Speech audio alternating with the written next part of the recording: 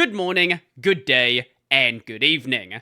I am, as always, your host, Brody Robertson, and today we have a returning guest who I thought had actually been on the show a lot more recently. Welcome back to the show, Ren. How you doing?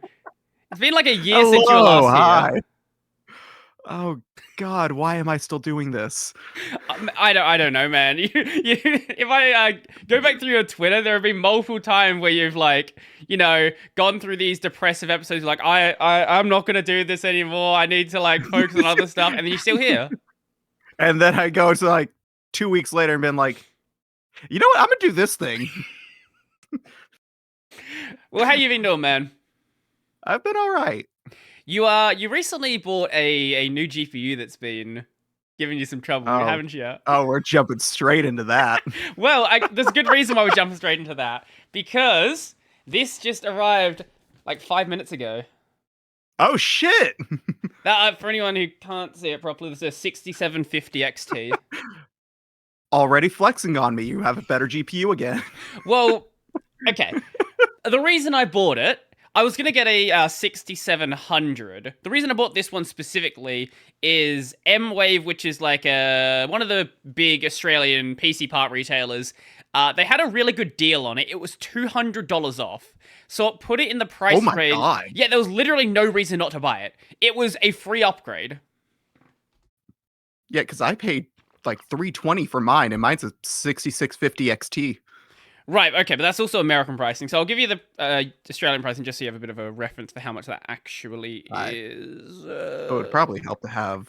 Yeah, because if it's $200 off the US pricing, that would sound like way more. Where the hell are the... I hate that. Okay, I hate their website, but they do have a lot of things. Right now, a 6700 XT is anywhere from $650 to $800. And in then Australian? Sorry? Australian dollars? Yeah, Australian dollars. Yeah, Okay. yeah. And I paid, I think, $700 for this guy. So Yeah, that you might as well just grab it at that point. yeah, there's literally no reason not to do it. But I have been on AMD the entire time I've been on Linux, so I sort of know, what to expect from AMD. You've been an Nvidia user though, and that swap's not been good for you, has it? Up until a little over 2 years ago, I was a Windows user.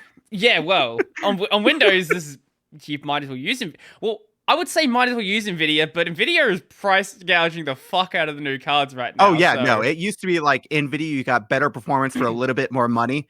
Now Nvidia is you get a little bit more performance for a shitload more money. Because what is the 4090's MSRP? It's some stupid number. It's in the thousands. 4090 US. I mean, granted, MSRP. the new 7000 series AMD GPUs are right at 1,000 as well. That's not the US MSRP, is it? No. Is it What? $1,600? Yeah, that sounds about right. Yeah, there's a reason no one's buying this thing. That's so stupid. What is what's the top AMD one? The 70 XTX? 7,000 something. It's like right at 1,000. Obviously, it doesn't match it in performance, but when you're saving almost half the price, you get like something like 90% of the way for like $500 cheaper. I think what's really going to determine what happens with this generation is what happens at the 60 class cards, because that, if you look at the Steam hardware survey, is always where the most people buy. I think the biggest card right now is still, I think it's the 2060. I want to say probably either that or the AMD equivalent, somewhere in that range. It's not the it's not the AMD equivalent. I've looked at it for that one. No. It's still Nvidia just dominating. I think AMD's closest card is their internal graphics. Like the actual next discrete GPU. I mean, it's impressive for internal graphics to be that good, but also no, it's not the fact that it's good. It's just that nobody's buying AMD cards.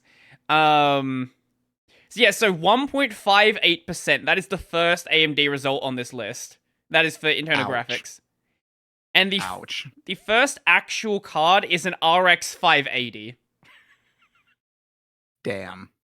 Isn't that what you had? No, you had a 590, didn't you? Yeah, I had it. No, 570. A 570. Yeah. Okay. I was right that it was one number off, just in the wrong direction. But right now it's actually the 1060 that is in that top slot. I think the reason the 1060 is there and the 2060 never really entered it is just because of when it released. 2060 was just before COVID started, and that's when the price hikes happened. So no one bought it. Yeah, that made getting computer stuff a pain. Yeah, it hasn't been fun, that's for sure. I've wanted to buy a GPU for a while, but during the whole COVID pandemic is when I upgraded my CPU, and I paid more than I probably should have. Yup. But I got this nice little thing called the COVID relief stimulus check. Ah, you got your stimmy. For $1,400. The government expected it to last the pandemic. Yeah. That did not work. Was the plan for there to be like multiple of them that happened, and then that just didn't happen? There were two. There was one for 14 and then another for like 400. Right. Yeah, in Australia, we actually did have we've always had like a really strong welfare system here. So you could just basically anyone could sign up for that. It wasn't tons, but it was like a couple hundred a week, which is more was enough to live over off time. Of. Yeah. Yeah, no, they gave you just like 1,400, said, all right, don't starve. And that would cover people's rent for maybe a month, depending on where you lived. Mm-hmm. Well, less than a month if you lived in like New York. Or yeah. If you lived in like California or New York, you couldn't pay rent that month, period. Yeah, but man, I don't know. One thing about rent, it's all or nothing. Yeah, I don't know why anyone lives in big cities like that. Like, I get it before, kind of, when like remote work wasn't this big thing, but now, if your lease is expired, maybe, move a little bit out. Well, the thing about America is that if you want to live somewhere where you don't have to drive everywhere, you have New York City. Mm-hmm. Well, that's it. Well, okay. That's it. That's your only option. Yeah. Well, Australia, we do have a reasonable public transport system, at least in like the suburban areas. But most people drive anyway. And we just don't have that many people, so it doesn't get that crowded. Yeah, we just don't have public transport. Yeah, that's fair. I don't know why. Wait, not at all, not like a public bus system or anything. I can't get a bus where I live. If I don't drive, I can't leave my driveway. I've heard that like public transport was bad in a lot of places, but I didn't know it was that bad. Yeah, my public transport would be paying for Uber. Right. Because I can walk like 3 minutes in any direction and get to a bus stop. Nope. Jesus I walk for Christ. 3 minutes, I'm still on a road. I don't even have sidewalks in my neighborhood. Mm-hmm. And we don't have the best train system here, but I can go, I think it's like the closest station, maybe like 5-minute drive away. I can catch that into the capital and then go out from there. It's a slow train, we don't have bullet trains, nothing like that, but you'll get there. Yeah, I don't have trains. It's awful. Yeah, speak of things that are awful, your experience with your AMD card. Oh yeah. Which one? Except it's not anymore. Which one did you buy? The RX 6650 XT. Right. Let me bring that one up. RX 6650 XT. Guru 3D. Thank you. Bring up good benchmarks. Here we go. So that would sit between the 6600 and the 6700 XT. AMD does not have a good name for their product stack. No, but to put it in comparison to what I did have, my previous card was a GTX 980 Ti. Go compare those two. Is 980 Ti on this list? It is not on this list. What did I use to compare them? I know. Maybe wait. I think it was just GPU benchmark. If I go to Guru 3D for one of the main cards, like the 6700 XT, that should have the numbers. Or User maybe benchmarks. That's what I use. okay, user benchmark. Right, it's fair. Yeah, so just pull them up on there and compare the two numbers because unless it's on. oh dear God. Okay, we'll go to. Okay, it's not on here. My card right now. Actually, my card's kind of amusing. So, this is a benchmark for Cyberpunk 2077 at 1080p. The 6700 XT is 76 FPS at ultra quality. My card would be 26. Your card would be 26 for Yeah, with the Cyberpunk? 570. Yeah. Oh my God. So user benchmark. Okay. Here we are. I got it right here. Oh, you got it. You know, I need a guy to do this. I just need to hire someone to do this. I can't do this while I'm talking. Exactly. I don't have the money to pay them. That's the problem. The upside of ADHD, I can do two different things at once and pull in information from both. Right. You can compare the cards directly like this, can't you? Yep. Yeah. So if you compare it to mRender, there is a 104% difference between those two cards. Oh my lord. Every single thing is like double digits better. Yeah, that's pretty much what I was working with, but in some cases for me it was like triple digits. It was bad. This is the nice thing about buying a GPU with such a big gap. It's the same thing I do with my my phone as well. I buy a new phone every like 4 or 5 years. So every phone I get or every GPU I get is this giant upgrade, and it feels wonderful. I don't really deal with that because I just always buy old phones anyway. That's fair. So like I buy flagship phones, but I buy them 2, 3, 4 years after they came out. Right, but even doing that, like the rolling date of 2, 3, 4 years ago is always gonna like be moving forward. So if you buy, except that nowadays I can hardly tell the difference between flagships other than screen refresh rate. I think the last time there was a big difference with like the flagships, if we're going with like the Galaxy devices, probably maybe after like Galaxy S6 or S7. After that point, it's just like, okay, they're slightly different. Maybe they're a bit faster, and maybe the headphone jack disappeared at some point, but as like a general I'd say device, the last one I noticed the difference was more so like Note 8, Note 9. Okay. Because I have friends who have like the new, like the Galaxy S21 Ultra or whatever, and like I messed around with it. I'm just like, it just feels the same, but with a higher refresh rate. Yes, fair. I'm just like, and I don't care about a super high refresh rate on my phone. What is the refresh rate? I think they've got it now to where it's like 75 hertz. Okay. It's not exactly like super high. It's not like gaming phones. There might be one with a 124 hertz. Okay. I don't see it on here. I don't know. Which again, I can notice the difference, but it's just like, okay, neat. Yeah, I don't care enough to drop another $1,000 on a phone. Yeah, absolutely. I don't really game on my phone. Like, I get it if you play like Fortnite or I don't know what other games do you play on their phone. Warzone? Yeah, that one. Warzone, PUBG, all those battle royale. But like, if I'm gonna play a game on my phone, it's probably gonna be emulating a GBA game. Even then, I still don't. Well, even the games are designed around like either 60 or 30 back then, so it doesn't matter if it's a higher refresh rate display. I guess my only issue with emulators on my phone is that I hate touch controls. I get that. Yeah, that makes sense. No, that totally makes sense. So, what issue? This is gonna be a hell of a clip out. Maybe I'm just gonna have a bunch of different subclips here. What issues were you actually having? What? We're gonna try that again. What issues were you having with this GPU? There we go. We got there eventually. There you go. You got it. Yeah. I'm professional. I've only been doing this for like 3 years.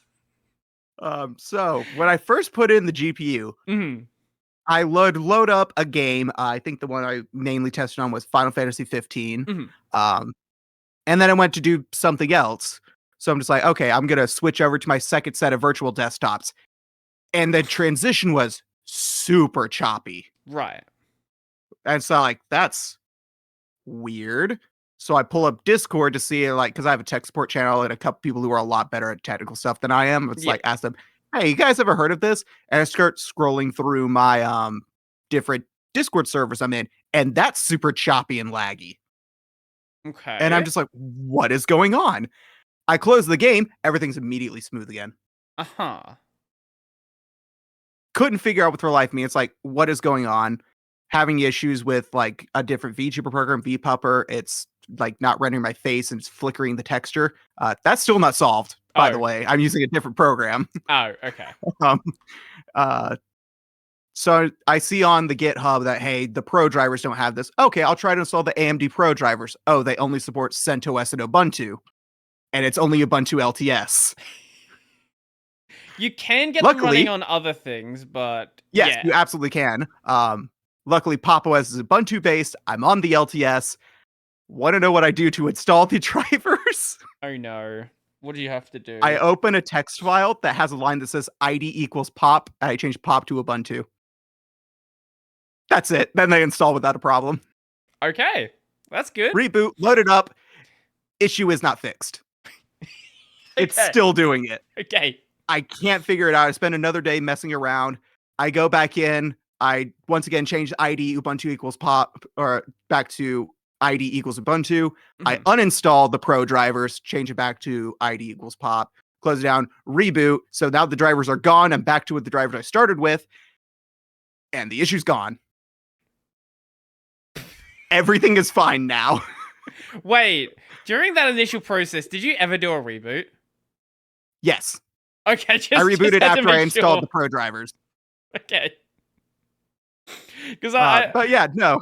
So I installed different drivers just to immediately uninstall those new drivers, and that somehow fixed it. None of this makes sense. I don't know what could be going. I'm sure if you dug through your logs, you could probably find something. I don't know could what if happened. I could understand the logs. That's fair. So now gaming is fine then, and everything's fine now. Besides the one program you were trying to use, VPupper. Yeah, but that's an issue with, I believe, Mesa in general.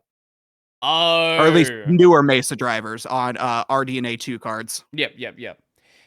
What about, I know you mentioned something about Blender. Have you had any luck with that? I haven't tried to render yet, but I also found out that there's apparently a Rust implementation of OpenCL in the new Mesa drivers. Oh, no, I think I did hear about this, yeah. Yeah, apparently that was merged a couple months back, so newer Mesa drivers should have it, which I'm on 22.2.0. Oh, yeah, this did... yeah, Phronix talked about it. Mesa's Rust OpenCL implementation expected to be merged in coming days back in September. Okay, so yeah, by now I would imagine it's in there. Yeah, I don't know if they're any good or what the deal is there, but yeah, that happened. So supposedly that should work for at the very least Blender for GPU rendering. The one I'm really concerned about is DaVinci Resolve, because the video I've been working on, I wanted to start editing in Resolve to learn that. Yeah. And then I found out they don't let you do GPU rendering unless you're on the proprietary AMD drivers. Yep. Which I'm just like, that's stupid. The problem is related to OpenCL, so I don't know if that's still an issue or what the deal is there. I'm hoping not. I haven't tried it yet. But if this Rust OpenCL makes it work, then cool. Literally most issues are solved. Well, if that's the case, maybe I should, actually use DaVinci. People have been like, hey, Brody, use DaVinci. It actually supports GPU rendering. Yeah, it might be a good idea. I mean, I have GPU rendering on Kden Live. Kden Live GPU rendering is... Well, no, I had a different workaround. I was using the melt files from Shotcut in Kden Live. Okay. It worked really well. It worked really well. Huh. Okay. All you had to do is just download I guess the portable install for Shotcut, extract it, and then you just tell Kdenlive to point to those melt files instead. I've not heard of anyone doing that. Where did you get that I made a idea? video about it. I Did found you? someone else's video about it, which is how I discovered it. Oh. And it just worked. Actually, a lot of it is now irrelevant because as long as you point to those other melt files, Mhm. all the other steps you could ignore. Granted, this I had only tested it with Nvidia, not AMD. Right. Okay. I doubt that Kdenlive relies on CUDA. That would be weird. I don't think so. Yeah. That would be a really weird thing to rely on for a completely open source project. Hmm. Huh. I'll have to actually look at that because I know Kdenlive has always had some form of GPU rendering, but I don't know exactly what the deal is right at this moment. Because right now, I definitely know it's not GPU rendering on my system. Whenever I try to render something, CPU is fully maxed out. Well, that's the problem. It's a problem. I would like to use my GPU. It'll be nice. Uh, you could do what I'm considering to do for my backup, which is to edit off an external hard drive and then plug that into my second PC, which has Windows on it. Well, I do have a second drive that does have Windows on it. I could do that. That's an option. And just use literally I turn an entire computer into render box. That is your purpose. You render the video, and that's it. It's not that weird. Some people have capture PCs. It's basically the same thing. I mean, a capture PC is multifunctional, though, because you're streaming stuff and doing live things, and you have a bunch of other things running on it. No, you open this one program and render. You don't even edit. You don't even fully utilize the program. You use 2 buttons from it, and that's it. Some people, like, you might have, like, a render server. That's a thing that you'll commonly see. That's true. This is just like a smaller scale of it. Of one computer. It's not really necessary because you're just rendering out a YouTube video.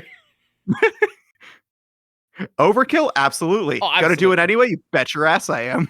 Now that I have a spare GPU, what I'm thinking of doing is actually taking the old one that's currently in my system and then actually building a capture PC. Because I would definitely recommend it because I have had situations where this came in clutch. Namely, when I was streaming Tales of Berseria, the game would run fine until I entered a city and then it would start to chug. Uh-huh. So I ended up playing that one on my second PC and then used my main PC as the capture PC, and it let me play through the whole game. Right. See, yeah, it's probably a good idea. Because I can also then use that as like for video backups as well, just so it's not always on. I would also recommend your Windows partition, if you can, keeping that on the second PC because Windows really likes to overtake every other operating system. That's why I've got it on its own separate drive. I did too, and it still managed to take over. This drive's unplugged when I'm not using it, so... Okay, I didn't go quite that far. I should have. Yeah.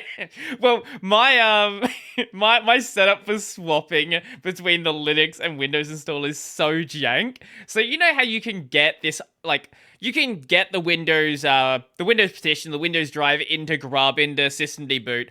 I've never done that. If I want to swap to Windows, I just do it through the BIOS menu. Oh, that's how I do it. Yeah. Because again, they're on separate drives. I don't have different partitions and stuff. It's like, nah. And pick the drive. You. Okay, cool. No, absolutely, yeah. My BIOS is actually slightly corrupted on my Windows PC. If I open the menu, it doesn't show any text until my mouse swipes over it and reveals it. Okay. But I've done it so much on that PC that I just know it's like, I just tap F11 until it pulls up, tap down 3 times, enter. So I've got a list of the drives in my system, and I don't know if this is like a issue that's gonna keep happening or if it's just a one-time thing. I grabbed one of those entries and I can like move it around with my mouse. And all of the entries just collapsed into one entry. And then to move them, I had to like drag things out and I didn't know which one I was dragging until I got it into the correct order. Oh no. Everything worked. It just was a weird graphical issue. Yeah, no. I will say though, now Mm. I actually don't use the BIOS anymore. Now I installed Refined. Okay. I love that thing. It has saved my ass so many times. I have been told to do a video on Refine for ages. I think the first time someone mentioned it to me was when the big Arch Linux grub issue happened. Yeah, no, Refined. I had a point where Windows, it deleted my Linux partition's boot partition and only the boot partition. Oh. So like everything was there, it just couldn't see it to boot it. I installed Refine. Refine makes a new boot partition for everything. Mm-hmm. And it saved me from losing my entire OS. Oh, wow. I've used it in order to fix broken Windows installs, save installs where Windows took over. It's just been a absolute godsend. I might have to actually try it out at some point. I've just always used Grub because that's just what people have said. Just use Grub. Grub works. I've used. If I was using only Linux distros, I would probably just stick to Grub, but fair enough. Throwing Windows into the mix fucks with everything. Yeah, that's absolutely fair. Because Windows used to work like. Couldn't you used to have like Windows in your Linux in your Windows bootloader? But then I think so. But I don't think you can do that now. So now you have to like have it in Grub, but then sometimes the Windows bootloader wants to take over anyway, and it's a mess. It's not a good time. Mm-hmm. Yeah, it's an absolute mess. It is a fork of the no longer maintained re-effort. Fixes many issues with non-Mac UEFI booting. Okay. As I said, I'll have to try it out at some point. It's just the only problem with messing with my bootloader is if I break the bootloader, then I break the bootloader, and that's just gonna be annoying to fix. Oh yeah, no, that would not be a fun time to fix. Well, like I have a bunch of Arch Linux boot media, so like it's not a big deal. I can just spin that up and deal with it. I broke the bootloader on Windows once. That was one of the times where Refined helped me save my ass because I was able to. I don't remember how. This was like 3 years ago. I was able to use it to get into a different partition that had Linux on it, and then use that to back up the data from the Windows install, even though I couldn't boot it. Huh. Do you know Again, it was like 3 years ago. Do you know how you broke the Windows bootloader? Installing Linux. Right. Okay, fair enough. This was when I had first ever tried to install Ubuntu. Right. And it's one of the reasons why I waited even longer to try Linux. Because like that happened, I was like, I'm not touching this ever again. I didn't touch Linux again for like a year. Was that a separate drive situation or just a separate partition? I think it was a separate partition. Oh, that's even grosser. Yeah. Again, the entire install didn't survive. It just let me find a way to back up the data. Yep. Yeah, I think that whenever someone is installing Linux, especially like their first couple of times, never do the partition method. Always give it a clean drive. All these people are just like, oh yeah, just go through and make yourself a new partition. Dude, most users don't know what the hell a partition is. Well, even if you do, if you make a mistake there, it's not going to go too well. I just love it. It's like, it's so easy. All you got to do is install it on a new partition. You have already lost most of the people you're trying to convince. All you got to do is open up Fdisk and press this sequence of letters, and then it will work.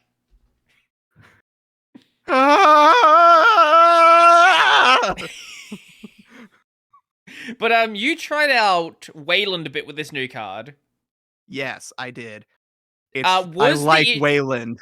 Okay, were the issues you were having with Wayland related to the general issues or just Wayland generally? The issues were related pretty much solely to games in OBS. That was pretty much it. Everything else was almost perfect. Okay. OBS, browser docs don't work in OBS on Wayland. Browser docs don't work. So stuff like your Twitch chat, those sort of things. Do they not? I thought I've used it before. The docs, not like the website capture, like the little dock things you can move around. I thought I used them when I stream as well. I thought I'd used them before on Wayland. According to the Discord server for OBS, they are broken. If they're enabled, they cause OBS to crash. Maybe I had. It might be a thing with the version 28 update. But yeah, so stuff like wait. No, you're right. That might explain why the Flatpak constantly crashes. Yeah, they disabled them now. Oh, so that it wouldn't crash. Yeah, because they're like, well, we can give it and you'll have random crashes, or we can turn them off and your shit will work. Yeah. So I'm just like, you know what? I'll take the working program. Because I always use them when I'm streaming on from Xorg. I don't stream on Wayland, but I did notice at one point that the Flatpak started crashing, but I don't know if that's exactly what it was, but that very well is what it could be. That's what they were saying in the Discord for it. Granted, I don't know if it was official members saying it, but it was like people who help people out in their Discord. Right. Okay, so I'm assuming they know more than me. Yeah, that's fair. So, OBS crashing. Did you end up dealing with that issue? OBS didn't crash, just the browser docs wouldn't work. Oh, sorry, browser. Yeah. I wanted to start using it to try to start streaming on YouTube. Right. Fun fact about YouTube: every single stream is a different URL. So if I wanted to get the chat, I'd have to grab the chat every single time from a different link. Yep. Unlike Twitch, where I have a dedicated one. Yeah. Games, some games just wouldn't launch. I have noticed that, yeah. Yeah, when they would launch on Xorg without a problem. So again, I couldn't get Final Fantasy 15 to launch. It would load at the menu, I hit start game, and I'd just be stuck on a loading screen. Huh. And it would just endlessly circle and cycle, and the loading bar would be full, and it just wouldn't do it. I'd leave it there for like 10, 15 minutes. It wouldn't do anything. Switch to Xorg, and it loads up just fine. Yeah, I've had that happen with Ys 8. But I didn't get that far. The window didn't even open. It just it's basically stalled on either stalled on the Steam, loading the game, or it opened the window and crashed straight away. So it's probably mine game by didn't game crash. thing. It was just maybe it would have loaded eventually if I left it for like half an hour, 45 minutes. But at that point, I don't consider that working if I have to wait nearly an hour for the game to start. Yeah. I've had the same thing happen with 14 as well.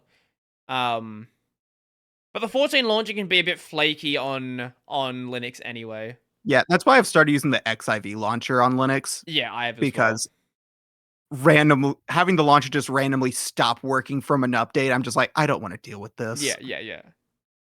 It's like, oh, but you could use mods which are gets through. I don't care about the mods. I turn them off immediately because I just don't give a shit. I don't want the mods. I just want a working launcher. That's all I care about. Yeah, that's fair. I did notice one thing. Speaking of that, yes, getting that launcher installed and working on a Steam Deck to run off an SD card is a pain in the ass. Because I know there's I'm using the Flatpak version that's available now. Is there? I am too, but my Steam Deck is only the 64 gigabyte model. Right. The game is bigger than the entire internal storage, so I need to use the SD card. Right.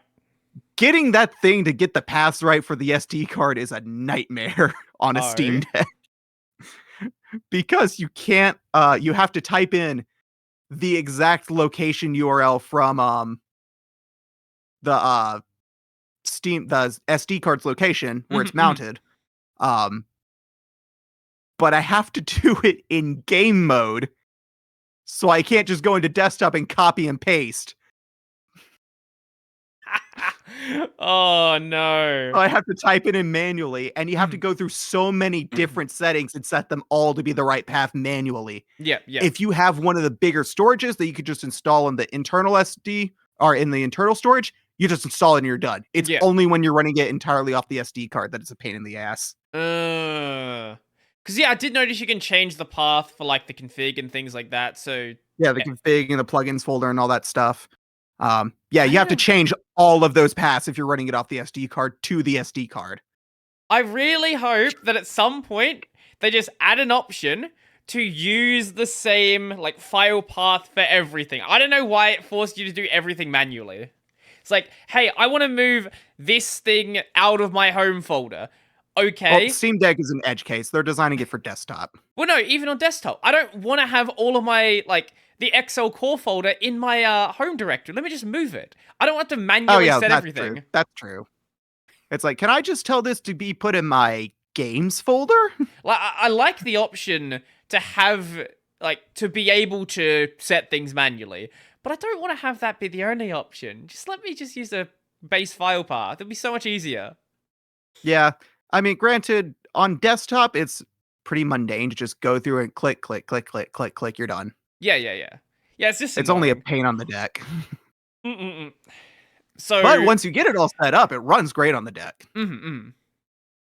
How are load times off of SD? Obviously, it's going to depend on which card you have and how fast. Yeah, I have one of the really high-end speed cards. Not like the biggest gigabyte. It's only like 128. Yeah. But I got like the fastest one that the Steam Deck can handle, and I can barely tell a difference. Wow. Granted, I'm comparing it to not an SSD, but an eMMC memory module. Actually, yeah, so you're basically just running the same thing then. Yeah, so for me, they're the same thing. Okay. If I do end up getting a Steam Deck, I don't know, whenever they sell them in fucking Australia, I'll probably get one of the SSD models. Yeah, I'd say go with the mid-tier. Unless you really want that anti-glare screen.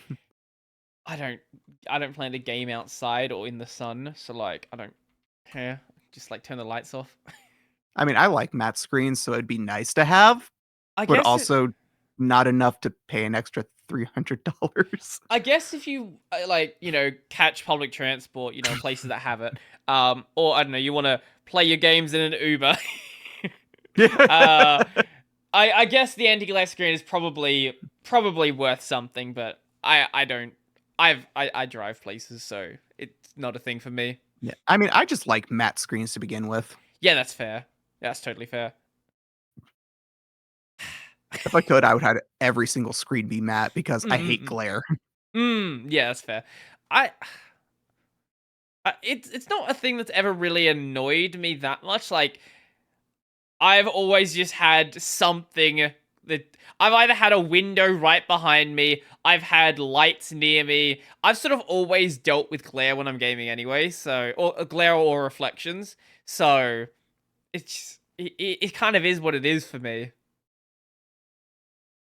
Yeah, luckily for me, my light is above, and my screens, as cheap as they are still matte. So I could see reflections in the bezels, and then on the screen, there's nothing. Right. That's fair. Yeah, my current light is like up there and then pointed away from me, so it's not an issue. I guess there is like some reflection that comes off my keyboard, but it's not a big deal. It's fine. So, gaming and OBS were an issue, but they weren't an issue at all on X. No. Were there any other like usability? Actually, what were you using? Was it what desktop were you using? KDE. Okay. Were there any like usability issues that you experienced, or did you just not use it long enough to properly get a feel for that? I wouldn't say I used it long enough to really know. I didn't notice much in terms of like shortcomings that I could tell. The only thing I really noticed was it undid my hotkey for the terminal, which was Super T. I just had to go in the settings and set that again. Super. Okay, that's a reasonable binding. Guess that makes sense. Yeah. I use a super enter. It's just something I've always used. I think i3 has a super enter, and that's why I just kept using it. Yeah, for KDE, the default is Control Alt T, but I hate holding down 3 keys to open my terminal. I'd rather just do 2. No, that's fair. Like, I think I do have some. Do I have any 3? No, I definitely do have some 3-layer binding. I use Super Shift a lot. I have like Super Shift. I'll do key bindings for some stuff if like I don't have another choice. It's just if I have the choice between using a 2-key or a 3-key, I'm gonna prefer the 2-key. Yeah. So, what has your game performance actually been like? Now that everything's just working like it should, how much smoother do things It is feel? Do you think it was great. worth the worth buying a new GPU or? If I can manage to do the rendering stuff I need to as well, 100% worth it. Yeah. Because the performance is like night and day. Mm. I'm going to keep going back to it because it's the biggest example of it. But Final Fantasy 15, when I was on my old 980 Ti, I would struggle to get 720p 30. Was not a fun time. Jesus Christ. Like I'd have 720p 30, sometimes get up to 60, and then I'd get in a fight with like 3 enemies and it would kind of start freezing every so often. Yep. Now I'm running 720p 60 upscale to 1080. Nothing has slowed this thing down at all. Wait, I'm sorry. Why are you still playing at 720 if you've got a 6650? Because it was set to that setting and I forgot to turn it off. I really don't want to go through. Well, because I'm using the FSR, which has this super long string of launch options you add to the game. If you set the game to 1080p with those launch options on, it doesn't like it and it gets choppy. Mm-hmm. And I was figuring, it's like, why is this running like shit? Oh, I have FSR on. I changed my settings back to 720p and was like, oh, this is instantly amazing and perfect. Right. So that's, even though you're running at 720, it's running a lot smoother now. Yeah, that was for Final Fantasy 15. Other games I've been running native 1080p and it's been totally fine. I ran some of Final Fantasy 14. I ran Among Us because Among Us runs on a phone. That's like saying I ran Stardew Valley and it ran well. But the thing I will say about Among Us is that I used to have occasional animation hitches. And now with improvements on Proton, the only hitch I have is if I've clicked off the game and clicked back, the game tries to go to bordered, non-bordered. Right. For a split second when you switch back, which is kind of annoying. But if that's the only other hitch, Proton's gotten amazing. Holy shit. But what were some other games I tried out? I can't remember now. Hold on, let me look at Steam. Didn't you play Persona? I played some of that on my Steam Deck. Okay. I loaded it up on there, but I didn't leave the menu because I was just testing the save files. Oh yeah. I know you were very much involved in the bug reporting for Persona 5 Royal. I wouldn't say very much. I made a couple things like, hey, I've got a Steam Deck and I have the game. Need me to post? Well, yeah, you at least were like, getting involved in that. Yeah. Before people started getting banned. Persona 5 is one of my favorite games of all time. So I want to. Speaking of my favorite games, you just played through The World Ends With You. I've not finished it yet. I'm waiting for that last stream. Yeah, I almost finished it because my parents showed up, and yeah, I'm gonna finish it this week though. But what are you even thinking of that? Okay. So I don't know. Okay, I hate the combat system initially. The combat system took a while to get used to. I think that's the thing that sort of has been the biggest drawback for the game. I think it's an interesting system, but it really screams Nintendo DS. Like this. Oh yeah, no, it was definitely a game designed around the DS. And involved its weird quirks in like one of the best ways if you're playing it on original hardware. Yeah. But a game like Pokemon Ranger, for example, makes use of that bottom screen, but doesn't make use of it in an annoying way, I would say. Like Pokemon Ranger, you have you have like the Pokemon on the top screen, you have stuff going on the bottom screen. That works. 358 over 2 days, and a lot of other games use the bottom screen as a map. Or was it the top screen? One of the screens with a map. For 358 it was the bottom screen. Yeah, okay. For anyone who hasn't played The World Ends With You, basically, you can in combat you control two characters at the same time. So you're gonna have Neku on the top. I play the screens left left side to Neku's on side. bottom because Neku is touchscreen. Okay, right. right. Yeah, I played the screen side by side. So I couldn't remember. Anyway, Neku was on the bottom screen, and then whoever your partner is at the time, whether it's Shiki, Beat, or Joshua. Yeah. Forgot his name. You will then control them using either the directional buttons or the face buttons. And the purpose of doing this is you want to bounce back and forth between doing combos, but you still have to like dodge attacks and block attacks. We don't really need to do if you just are over leveled and not playing on the high difficulties. But if you are playing on the high difficulties, you have to dodge attacks and block attacks while also doing the same thing with Neku. So it's sort of like playing two games at the exact same time. It's a weird classic system. RPG strat of my numbers are bigger than yours. Yeah, well, I'm playing on normal mode, and I've gotten to the point, and because at this point I have like 4 pin slots or 5 pin slots. I just have 2 heals. You got 6. There's one of them I'm missing. Oh yeah, because you start with 3. Yeah. So if you were at the end of the game and only had 4, you did something very wrong. No, it's 5. Yeah, this is the last one I'm missing. I don't know if that's like you have to do some random nonsense at the shop, so it's a New Game Plus thing or how you get that one, but yeah, missing one There's of them. I think it's some side thing you can do to unlock it. I can't remember. I think I beat the game with 5 as well. Yeah. So yeah, I think that system is really neat. It's grown on me. I don't hate it as much anymore. But I still am very curious about playing Neo The World Ends With You because that's a completely different system. And it's a lot better for modern controllers. And I kind of want to go play one of the remakes of the DS game just to see how it is different literally exactly the same, except you don't control the second character. Oh, so you just do Neku stuff. It's just Neku, and it's done via either a touchscreen or pointer controls. Okay. Maybe that's less interesting than I thought it was then.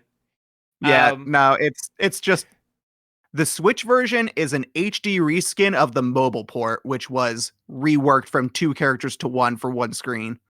Right. Okay. Okay, that's enough complaining then. The music fucking slaps. The music is incredible. So much. I love it so much. I don't think there's a single bad track in the game.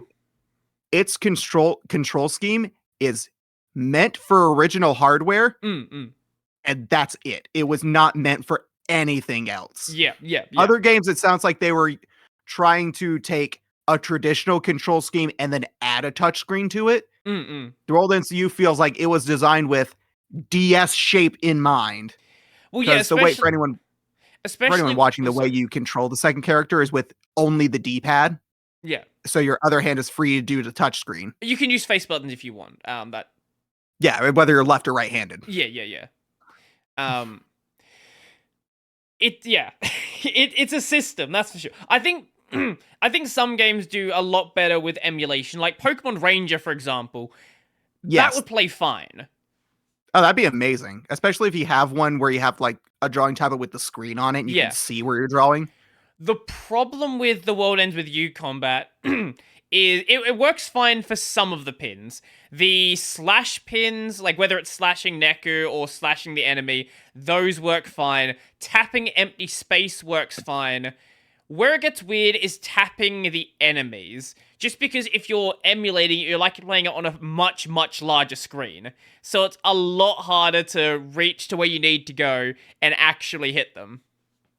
Yeah, that's why I'll typically say to play that game to play it on a phone, because it's a similar size screen. Yeah. And just have like a stylus or something, or be like me and use a Galaxy Note and you have a stylus built into the phone. One unexpected thing is I accidentally jumped into a side thing that I don't remember where it was, but you were just given a set of pins. It didn't tell you what the pins were. You just had to beat these noise with this set of pins it gave you. Fun. One of the pins was a microphone pin.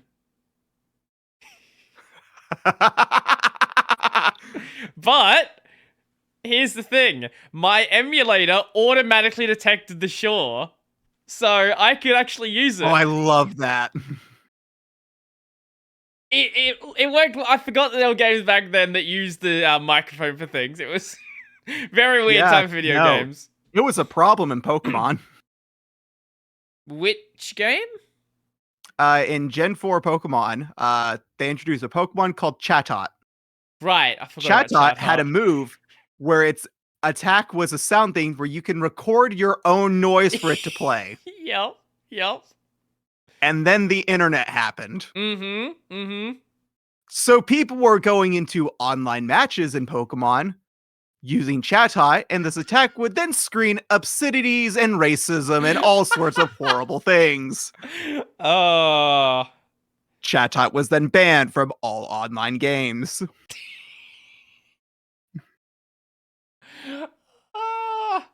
Man. It's just Yeah. Online interactions are not rated. That's why every multiplayer game has that. Because you can't control people. Yeah. But yeah, so music really good. Music really, really good. What else is good? Oh, I found the game that I was testing this with, and I'm upset because it's the game I've been playing nonstop on my Steam Deck. Dragon Quest XI-S. I need to go and play. That game. You need to do that, and then after this, I need to play Yiz 8 because I finally bought that. Ooh. Yeah, we'll talk about that in a moment because I fucking love that game. I haven't played it yet. It's gonna be next. The art style, I love the pixel art style of the original DS version of The World Ends With You. I think the remake style looks fine, but I don't know. There's something. Which one? The art style in The World Ends With You, in the original DS version. The DS version and the mobile version is the same art style. Yeah. Just in the phone version, the cutscenes are HD. But the gameplay itself is still the same pixel art. Doesn't the Switch version smooth everything out though? Yeah, Switch version, it's all HD lines and crisp lines and stuff. Yeah, Still looks good. It's Yeah. just like I really like the DS's pixel arts. And then the DX has my favorite pixel art of any console. Absolutely. Because it had enough power where you could do basically anything you'd want to do with pixel art. Right. And people just found really cool art styles to work with it. Yeah. Without falling into that hole I see a lot of some indie games do where they just go, they'll make pixel art, but then use way more color than their art style would have matched with. Yep. Yep, that makes sense.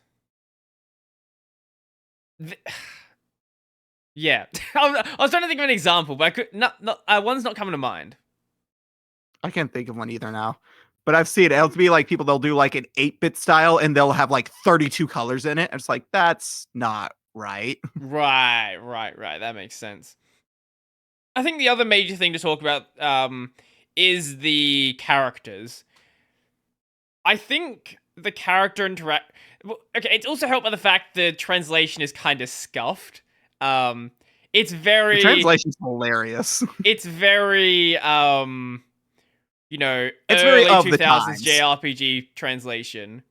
Oh, absolutely. Whether it's, meme imprinting, things like that. Yeah, I think the story itself still holds up, but the way that it's told is really aging not the best because it's all about being hip and trendy. At the time, it was. Oh not my so gosh. much anymore. It's just a relic of the past now. It's so good. But the core story itself still resonates very well. Yeah. Absolutely. I didn't like Neku at the start, but I guess that's kind of the point. You're not supposed to. You weren't like supposed him. to. If you do like Neku at the start, talk to a therapist. Yeah, you go touch grass or something. No, I think all of the characters. I think there's a single character I dislike.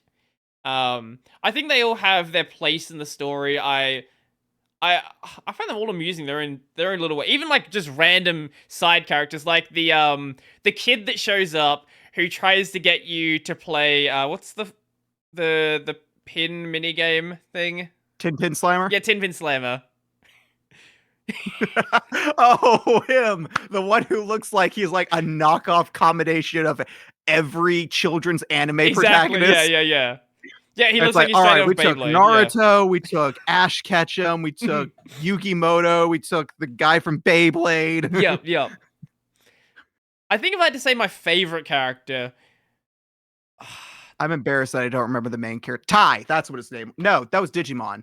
What's the main character in old school Beyblade still called Tai? I can't remember. I know in the Metal Fusion reboot thing it was Jenga, but that's not the one I'm talking about. Although he kind of looks like him too. Again, he looks like generic children's anime protagonist. I would, if I had to say my favorite character, it'd probably be Beat. Beat's definitely one of my favorites. I do know, what's his name? The guy who likes to scream math jokes all the time shows up again in the second game. So Zeta slow. I was very happy when I found out that he comes back in the second game. Yes. Oh my gosh, he's great. I do know a lot of the characters from the first game do come back. Yeah. Yeah, I've seen, besides seeing the trailers though. and things like that, I occasionally like to check out wikis for things when I shouldn't. The thing for me that made me freak out about that is the fact that I played this game the year after it came out. And this is going to be minor spoilers for the end of the game. Well, you already know about Shiki and her best friend. Yeah. In the original, The World Ends With You, you never see what Shiki actually looks like at the end of the game. You see like her start to pan up and you see the bottom of her face and the ends of her glasses, and that's it. It just fades to white. And rough. You never find out what she looks like until now with the sequel.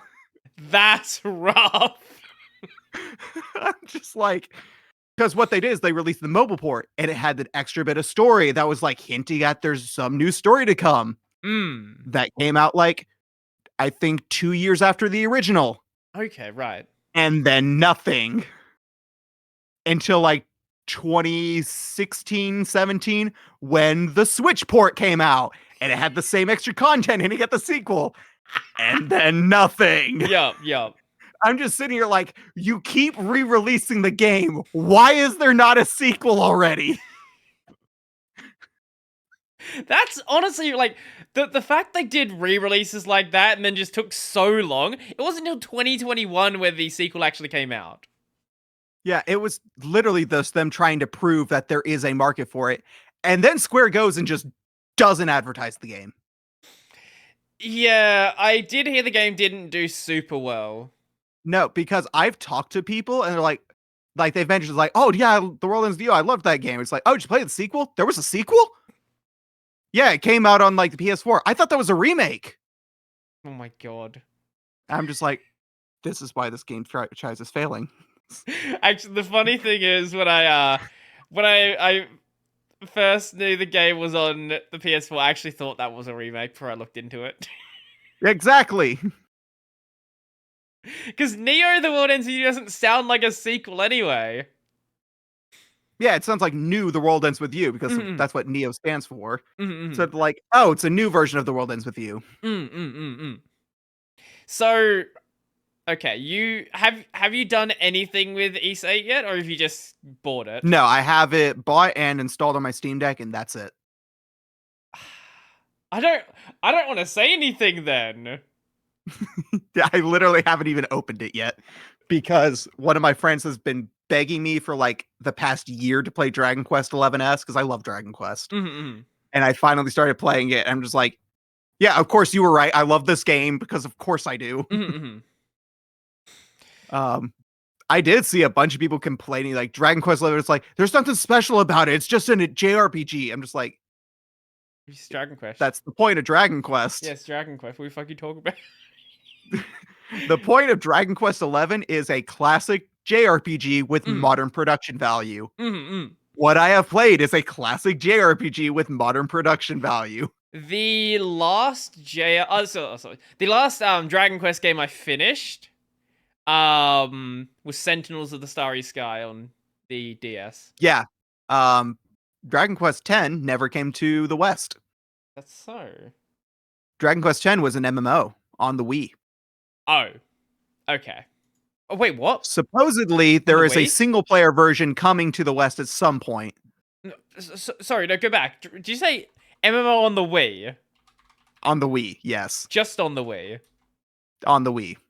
They might have been on other platforms as well, but I know it was on the Wii. And it's not even one that you can proxy because you have to have a Japanese bank in order to pay for it. The fuck? There was a... Okay, there is apparently a Windows version at some point. I don't know if that came out way later. I think that's planned to release. I don't think that's out yet. I see. Because supposedly there is a single player version coming. Right. There's rumors that the MMO will come to the West as well. I don't know if I trust them, but if it does happen, I'm canceling Final Fantasy XIV and playing that. Apparently a browser version came out in Japan in 2020. A browser version? Yeah. How the hell do you run a Dragon Quest game in the browser? Embedded Unity or something? I don't fucking know. It's made on Crystal Tools. Don't ask me. I have no idea. Wait, it's made on Crystal Tools. Yeah, it's made on. That's a name. It's made on Crystal Tools. It's made on the. Wait, isn't Crystal Tools the game that the engine that 14 was originally made on? Yeah, no. Is it? Oh my god! It's the one that the 14 was originally made on that Yoshi P chucked in the bin. Oh my god! That's amazing! Oh my god! Wait, when did the original 14 come out? Original 14? It was prior PS3. Because 14 was initially a PS3 exclusive, so it was sometime during then. Wait, okay, 2010. When did Realm Reborn come out? A Realm Reborn. 2014? I think so. Okay, because where the fuck is a Realm Reborn? Give me information. Something tell me where Realm Reborn came out. Realm Reborn release date 2013. Oh my! Okay, do you want? Oh, that's hilarious. Okay, so here is the timeline that Square Enix works with, right? 2010, Final Fantasy XIV 1.0 comes out. It's a fucking mess. Okay? 2012, Dragon Quest X comes out. Built on Crystal Tools. 2013, Realm Reborn comes out. Chucks Crystal Tools in the bin.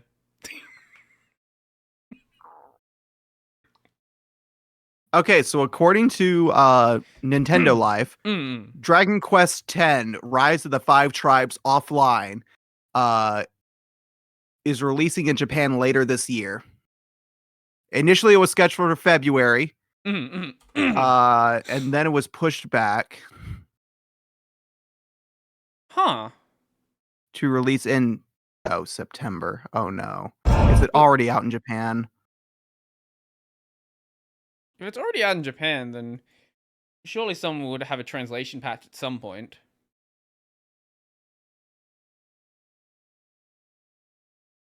Still no Western release. God damn it.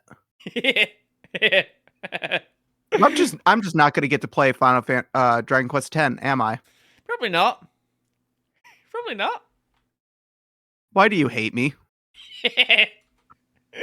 This is my childhood JRPG is Dragon Quest. This is what I grew up playing. What was your first Dragon Quest game? First one I believe was 4. Oh wow, okay, I have been around for a while then. I never beat it. Okay, right. I mean, I grew up on old consoles, so like most people my age had like an Xbox when I was a kid. I had an NES and a Game Boy Color. Oh wow. Yeah. Wow. That's and I love that thing. Oh, I'm sure. It would still be fun. It's your first console.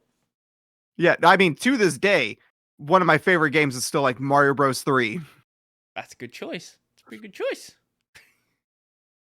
But like I never had a Super Nintendo or an N64. I skipped straight to GameCube after that. Okay. Yeah, no, it was weird. I might have to go and actually play DQ11. I've been wanting to play it for a while because it has been a while It's since I so much played Dragon fun. Quest game, and it was fun. I I am enjoyed it. in. It's the community has split it up into 3 acts: Act 1, Act 2, Act 3. I am in Act 2. Mhm. The entire main story takes place in the first 2 acts. Right. And then the third act is like just a whole second story, apparently. Okay. Okay. So it's like, imagine a game with post game, except the post game feels like a sequel, Huh. Huh. which I think is amazing. And I'm just like, yes, please. I cannot wait for this. Mhm. That's a that's a weird concept. I mean, it gets you playing the game longer. Yeah, for sure. I hope you enjoy East 8. I really do. I believe I will. I saw some clips from when you played it, Mm. and it looks like a lot of fun. Well, just the soundtrack alone, I hope catch your attention. The only issue you're gonna run into is I'm not gonna say too much, but there are enemies that appear in the second half of the game. So the game's kind of broken down into 2 halves. You have, hey, this is not a JRPG. Holy shit, this is a JRPG. It starts off pretty grounded. This isn't a spoiler. It just says it in the description of the game. Basically, you're living you're in a shipwreck, you're on an island, and you're just trying to build up this village and build up a boat to eventually get off the island. That's all normal grounded stuff. In the second half is when it's okay, let's just go fucking wild. And there's an enemy that starts showing up during that point that has a really annoying stun that cannot be avoided. And it ends up becoming a very common enemy. No. But I doubt you're gonna play on the higher difficulties anyway. Oh no, I doubt it. Yeah. So they're not terribly annoying, but it's kind of jank. I typically just leave it at default difficulty. Yeah. Also, the game is incredibly the game's got some hilarious bugs in it. If you have your character swap, this is actually part of the speedrun strat. The game lets you dual bind. So if you bind your character swap, roll, and attack to the same button, every time you roll, you slightly increase your height. So you can actually just leave the map if you do that. Oh my god, that's amazing. Also, the game has a interesting way to handle crossing long gaps. If you jump and you roll, you can actually roll multiple times in the air. So if you jump from a really high place, you can just basically fly to somewhere else. Oh my god. This is the first full, not full 3D, the first proper third person action game that they've done. Okay, yeah, because all the other year's games were 2D, weren't they? They were 2D or isometric 3D. Okay. Oh, that's right, because the one on the PSP, was it? What was that, Yiz 7? Something like that, yeah. So they'd never actually built a system like this before. And yeah. They just didn't know how to do it. Pretty much. And then with East 9, they were like, you know what, fuck it. Everyone enjoyed that system. Let's just build it into the game. And they made the game a lot more about, exploring around and going through, climbing up buildings, things like that. Okay. Yeah, because Dragon Quest 11 does that too, where you can climb on top of buildings and stuff. Because this is, I think, the first proper Dragon Quest 10 would have been, but it never released in the US. Or in the West. 8 proper 3D? Dragon Quest 9 was full 3D, and yes, Dragon Quest 8 was, but I don't think you had the ability to jump on stuff in those. Yep, that makes sense. Yeah, 8 that's one thing I noticed in this is that I start the game up and it's press this button to jump. I'm just like, what? We're doing platforming this bitch? No, I love it when a game just has a jump button, but there's no platform at all. It's just like, here's jump button, just have one. Why not? Yeah, no, you do some very minute platforming of like jump on a thing, jump on a thing, jump on a thing, you're on the roof, and then walk. I was like, all right, so do I need to like balance across this rope in order to get that? No, just walk. We do it all for you. They're good. I'm actually really surprised you kept playing 15, because I watched when you stopped playing it on stream. That was fun. Ew. Oh, that was so bad. I still hated the XP system. Yeah, it's not good. Like, and I'm in the Discord for the mods and stuff, which is how I actually got the button labels for my 8-bit Do controller. Yeah. Was a guy was nice enough to be, I think he's actually the server admin, to be like, hey, here's the file that would be edited. And I went through and edited it. It's like, okay, and I'll use my program to turn it into an actual mod file you could install. Oh, wow. That's because cool. the programs for doing that were only on Windows. I'm just like, I don't want to move everything between two computers. That's really nice. I did that. I installed the file, and now I've got the button labels that match my controller, which is nice. Yep. And yeah, but they were talking about, it's like the XP system's pretty good. You just go, you grind a bunch of stuff, and then you go to sleep. It's like, okay, but why is it not just applying after the fight like every other RPG in existence? With this system, you can actually completely balk the leveling. So I would do like tons of side quests, and then you go sleep in Golden Key, and you get the double XP. So I would go up like 15 levels in like one sleep. Oh my god. But the leveling system, so for anyone who hasn't played 15, basically you will you will gain experience, but it doesn't apply until you go to bed. So, and depending on where you go to bed, depends on what sort of experience bonus you get. So if you go to bed at a camp, it's like 1x, but if you go to bed at Golden Key, which is like 10,000 gil to sleep there, it's double XP. Yeah, or you can run into a situation, which is what I did, where you go through a thing 1 or 2 levels below what you should, get through an entire dungeon to the very end, beating every enemy that comes your way and collecting all its experience, and then die to the very last thing. And you get none of the XP from the entire dungeon. How do you feel about the dodge mechanic, you know, where it shows a button on the screen and the attack's nowhere near you? It's weird. Yeah, that's a good way to put it. It's so weird. But then I don't know if you worked this out, but if you hold down the button, if the attack still comes near you, you actually dodge then. Really? Oh, shit. Yeah. So you can just never... So there are people who will play the game, just... I don't know what a button it is for you, but on the PlayStation control, it's the square button. So you just hold down square, and you never get hit. Yeah, for me, I have the same binds, just with Nintendo layout, so it'd be wide. Yeah, it's dumb. It's really dumb.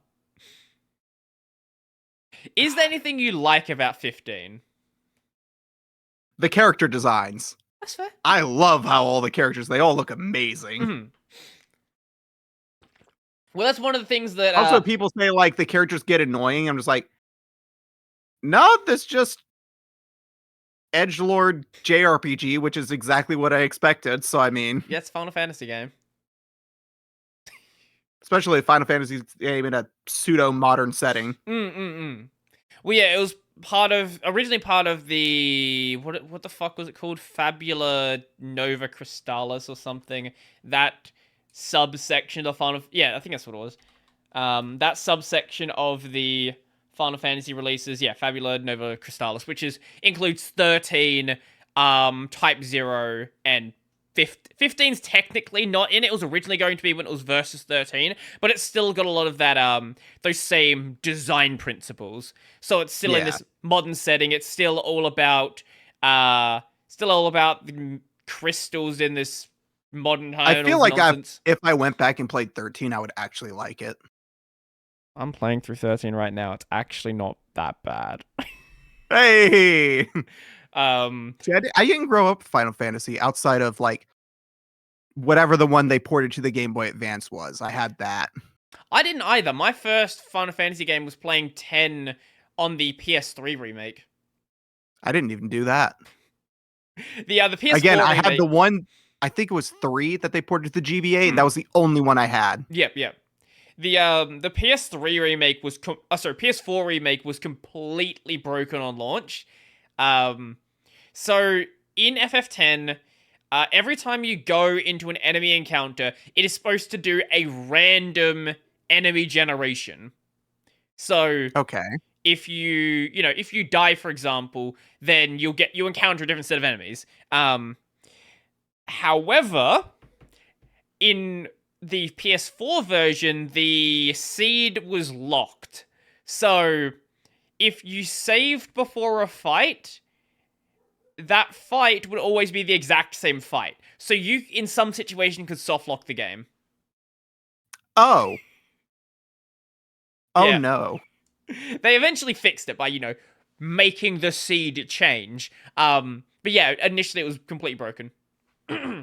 Oh, speaking of soft locks, I wanted to try to run some emulators on my Steam Deck. Oh. So I got MGBA, which is my favorite Game Boy Advance emulator. Mm-hmm. And I wanted to try out something. I was like, I'm in the mood for Pokemon. Let's go look some Pokemon ROM hacks that are fun. Ooh. And there's one called Dark Violet or something. Dark Violet. It's a remake of Fire Red made to follow a little bit more closely to the Pokemon Adventures manga. Okay, sure. I'm just like, okay, that's cool. I've read the original run of Pokemon Adventures, the whole Kanto region. Mm-hmm. And then I started reading Johto and then stopped, and I forget why. Which is weird because Johto's my favorite region. But I went and I installed the game. I loaded it up. Everyone's talking about it. It's like, yeah, it's pretty cool. It's got some edgy stuff because it's from 2011 or whatever. But if you overlook that, overall, the game is pretty good. I got soft lock at the very beginning of the game. Oh? How did that one by happen? Pure RNG. They changed one crucial thing about the Pokemon games that they shouldn't have. Right. When you start a Pokemon game, a Gen 1 or a Gen 1 remake, when you fight your rival, right after you get your Pokemon, what happens when you lose? I've never actually lost. I don't actually know. If you lose, the battle ends. They say, "Ha, I win. I'll see you later," and they run off, and you continue the game. Right. Not in this. In this, if you lose, you get sent home, you walk out, and then you have to fight them again. Because of RNG, they outsped me, and the AI would only choose damaging moves. So I could not win. Do you not get the potion from your PC? There wasn't a potion. There were 3 Oran berries. Oh, you still had Oran berries. Yeah, I could use the Oran berries now because I found that after the fact. But if you didn't look at the PC, which most people don't look at the PC. Is this designed to be a more challenging mod, or? Not that I know of. Oh, Lord. Because here's the thing. You can win, but you have to get a crit. So it's just pure RNG whether you win or not. And then he has to not get a crit. And then here's the thing. Yeah. And then you beat your rival.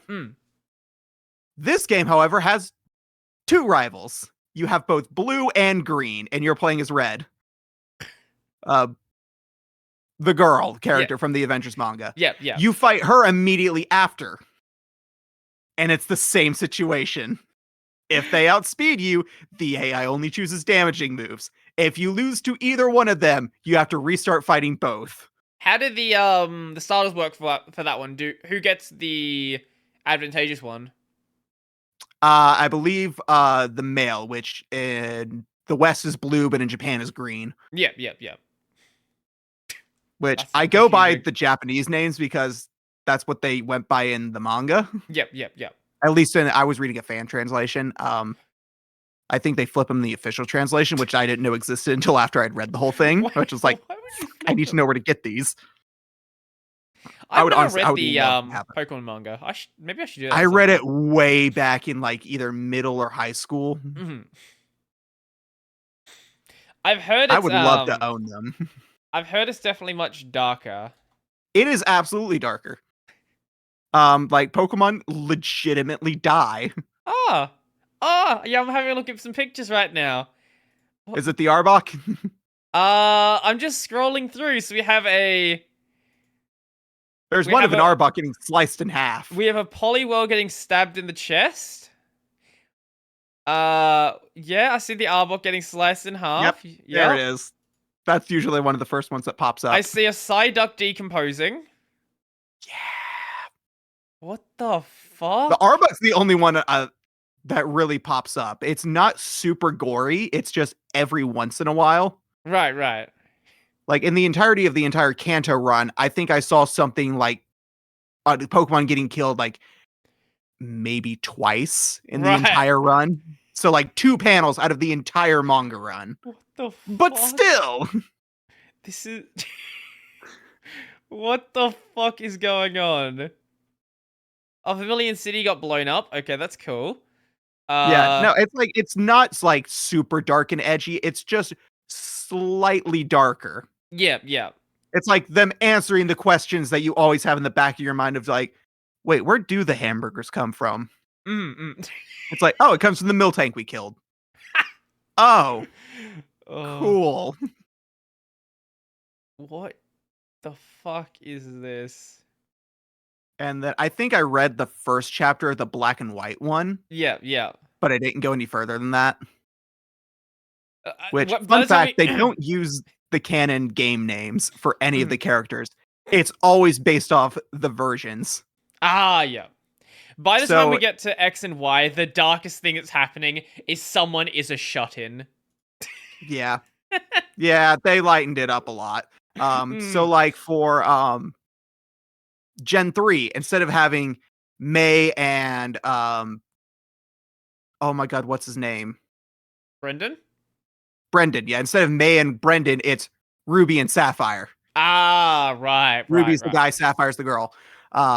Instead of Hilda and Hilbert, it's black and white.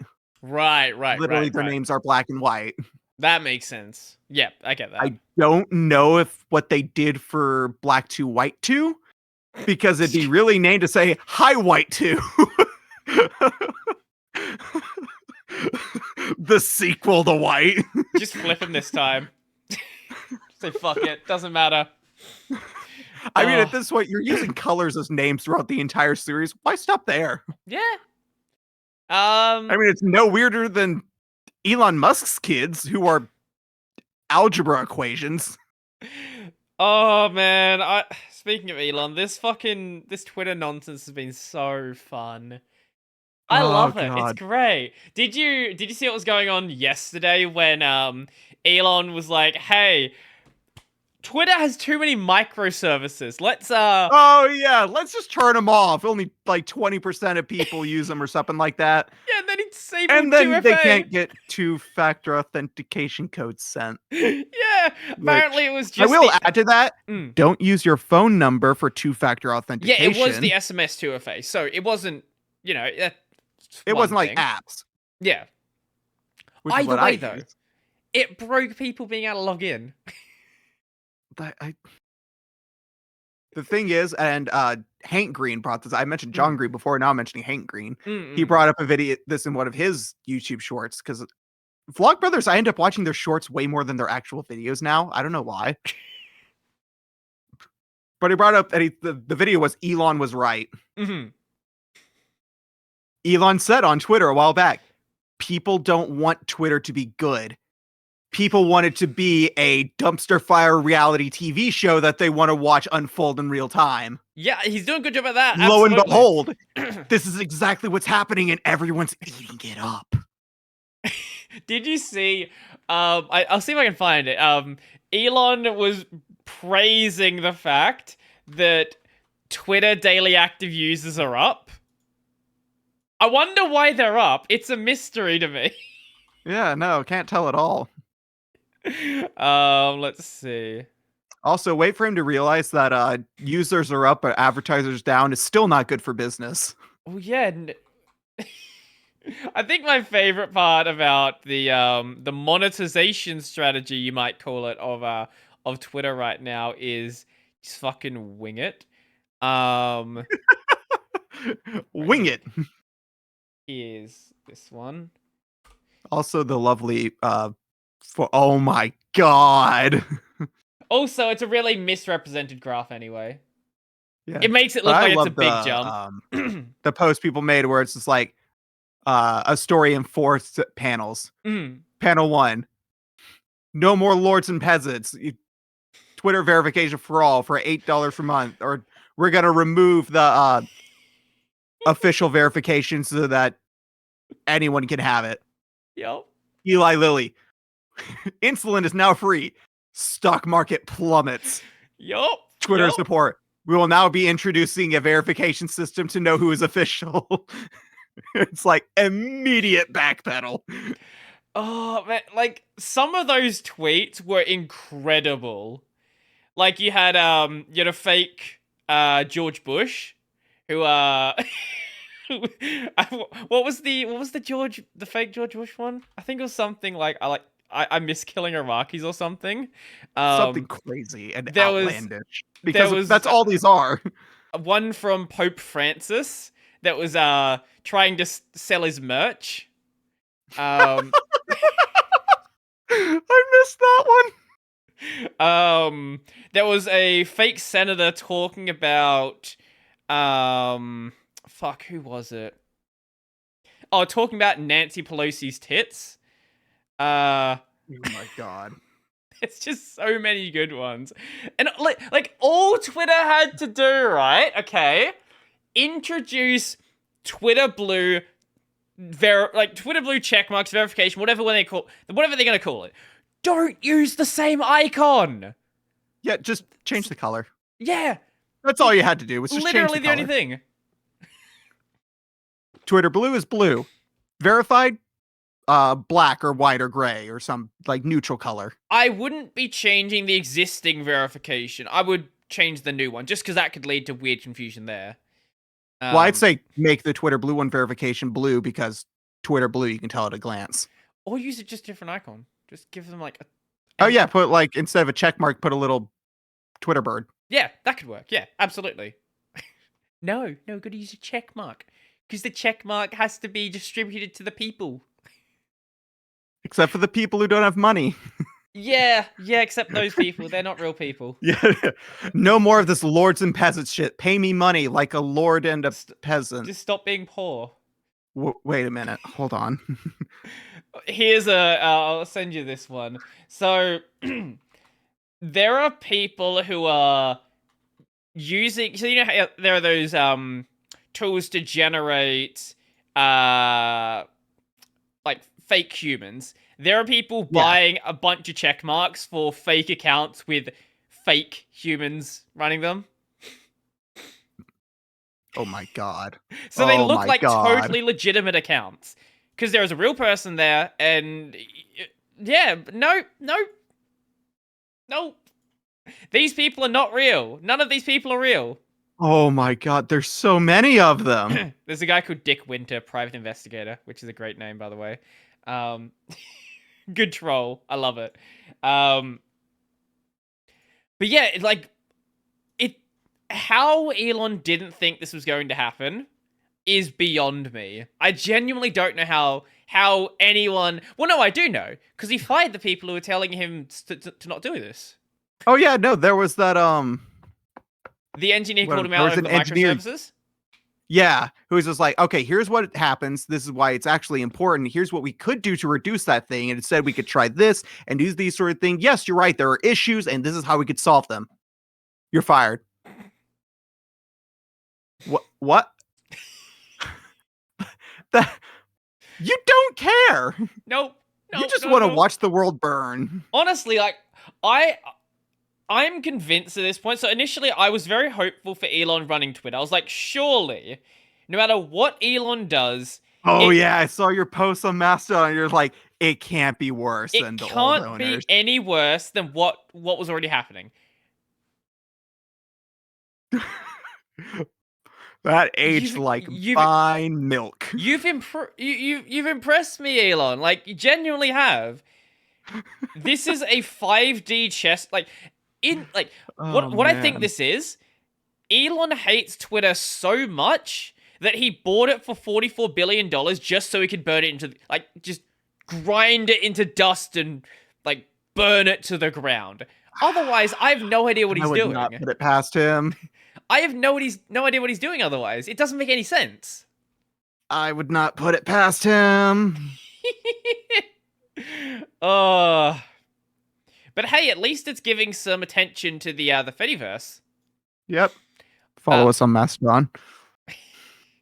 Even though a lot of people are getting very confused by it.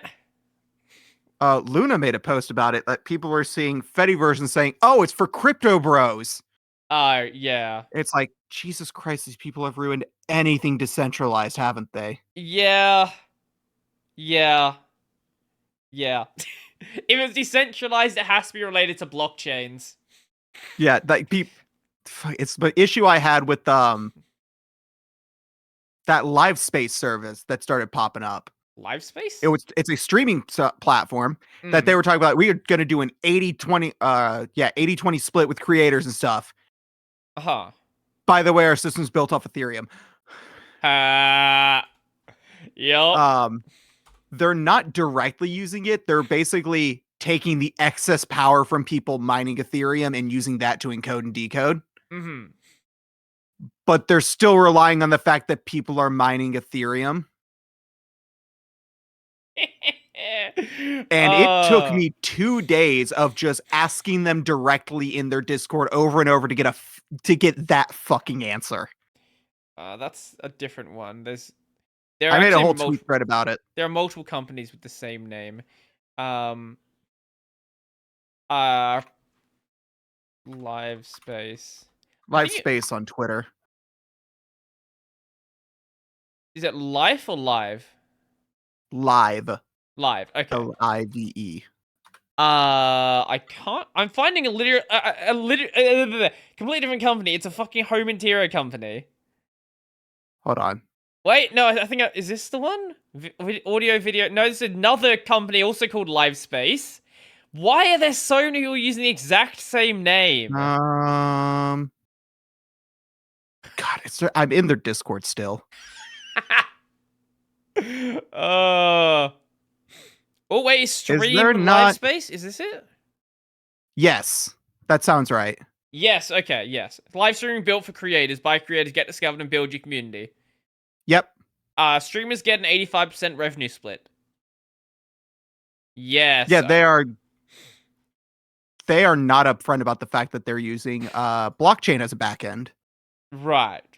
And even though they're not directly using it, which is slightly better, it's still reliant on the fact that there are people using it. I'm intrigued, but is this true? This is crypto stuff, by the way. I showed it to a friend and they pointed this part out. Livespace utilizes a decentralized video streaming network built on the Ethereum blockchain. That sounds like a blockchain. It reduces the cost of hosting a video stream by 90% compared to other cloud providers. Yeah, essentially the way they're using it is that because they're using the excess power other people are using, they're not adding any additional power use. Uh-huh. But the thing is, their whole thing falls apart if people stop mining Ethereum. So people have to mine Ethereum for it to work, which is really not any better. You said crypto wasn't involved in this, but Ethereum is a cryptocurrency, and it says anyone who uses this will be rewarded with said ETH. Count me out. We don't receive ETH using live peer. We pay our service provider in traditional currency to process our traffic. Oh, hey, you're responding here. Our platform does not involve cryptocurrency in any way. Huh. Except it absolutely is. I don't know why they wouldn't be upfront about that. It makes them seem even sketchier when you're not upfront. I think they're trying to hide the fact because they know people will blow up about it, but hiding it is just going to make them blow up more. That makes sense. Again, they're not adding any additional resource use to it, which was a good idea. But the fact that the system is still reliant on other people doing it just is not good, especially when we have stuff like PeerTube. I think the only issue with monetization on the Fediverse is monetization on the Fediverse. I mean, yeah. Like, That's why we're on YouTube. yeah, like, people have asked me, like, hey, Brody, why don't you have a PeerTube? I was just like, the only reason I would have a PeerTube is as a backup. It's not a platform that I would use as, like, a primary video platform. It's just not good at that. Unless you were able to be entirely fan-funded from Patreon and nothing else. Yeah, that makes sense then. Like, you could use it as, like, early release or something like that, and you want to do, or you just want to have your stuff somewhere that's not YouTube. Like, that makes sense.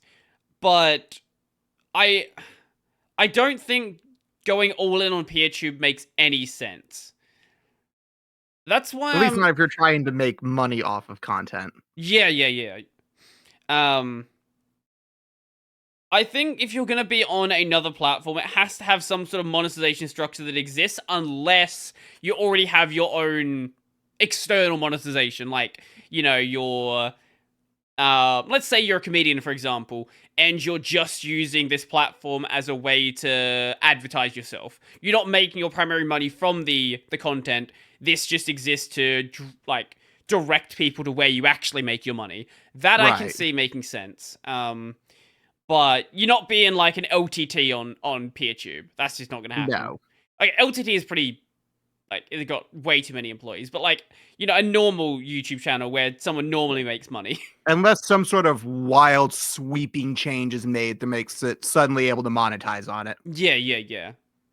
Because you'd have to do either individual... is there even a way you could do advertisements that weren't embedded video advertisements? That's the only thing I can really think of. Because that would work fine.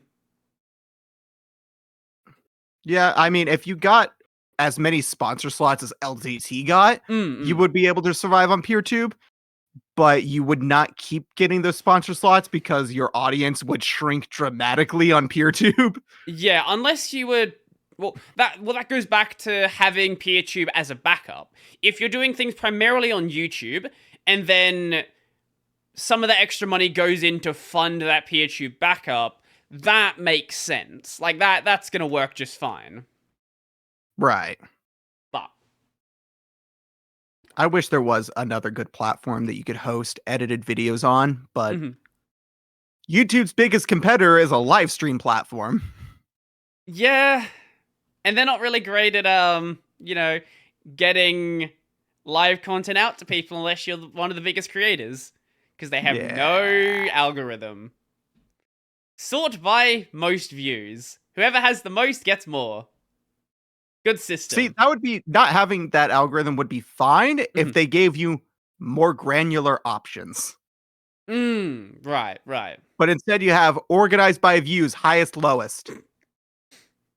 Okay, what else? Nah, that's it. You can search by category. Who's that? You can search by tag.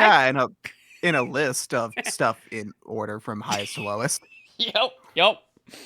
It's a good system. Yeah. I think give it a couple of years, if YouTube keeps trying to poach Twitch streamers, it's going to get better and better. Like, YouTube actually has gotten better. They actually have a No, there's a reason I'm switching to YouTube now for streams. On like a YouTube page, they actually have a live page now that splits out just like the live videos. They have a shorts page that just has shorts. I would like Did they roll it out? Ludwig has it. I don't know if it's available for everyone yet. I thought there was... okay, the thing I'm waiting for is for them to fully roll that out to everyone. Well, one thing they really need is you click on a thing and it takes you directly to whatever is currently streaming. That's what they really need. Or if you go to their channel page, the live stream is front and center if they're live. Yeah. The fact that you have to go and, like, find the individual... I get having the individual links for handling videos on the back end. Fair enough, whatever. But it shouldn't be like that to the user. The user should just be given whatever is currently going on. Yeah, if they would have the streams be front and center on your channel page, but then like the stream itself is its own separate link for handling later, that'd be fine because then you just give people your channel URL and that's all they need in order to find you. Yeah. And YouTube also is just way further behind when it comes to like emotes, things like that.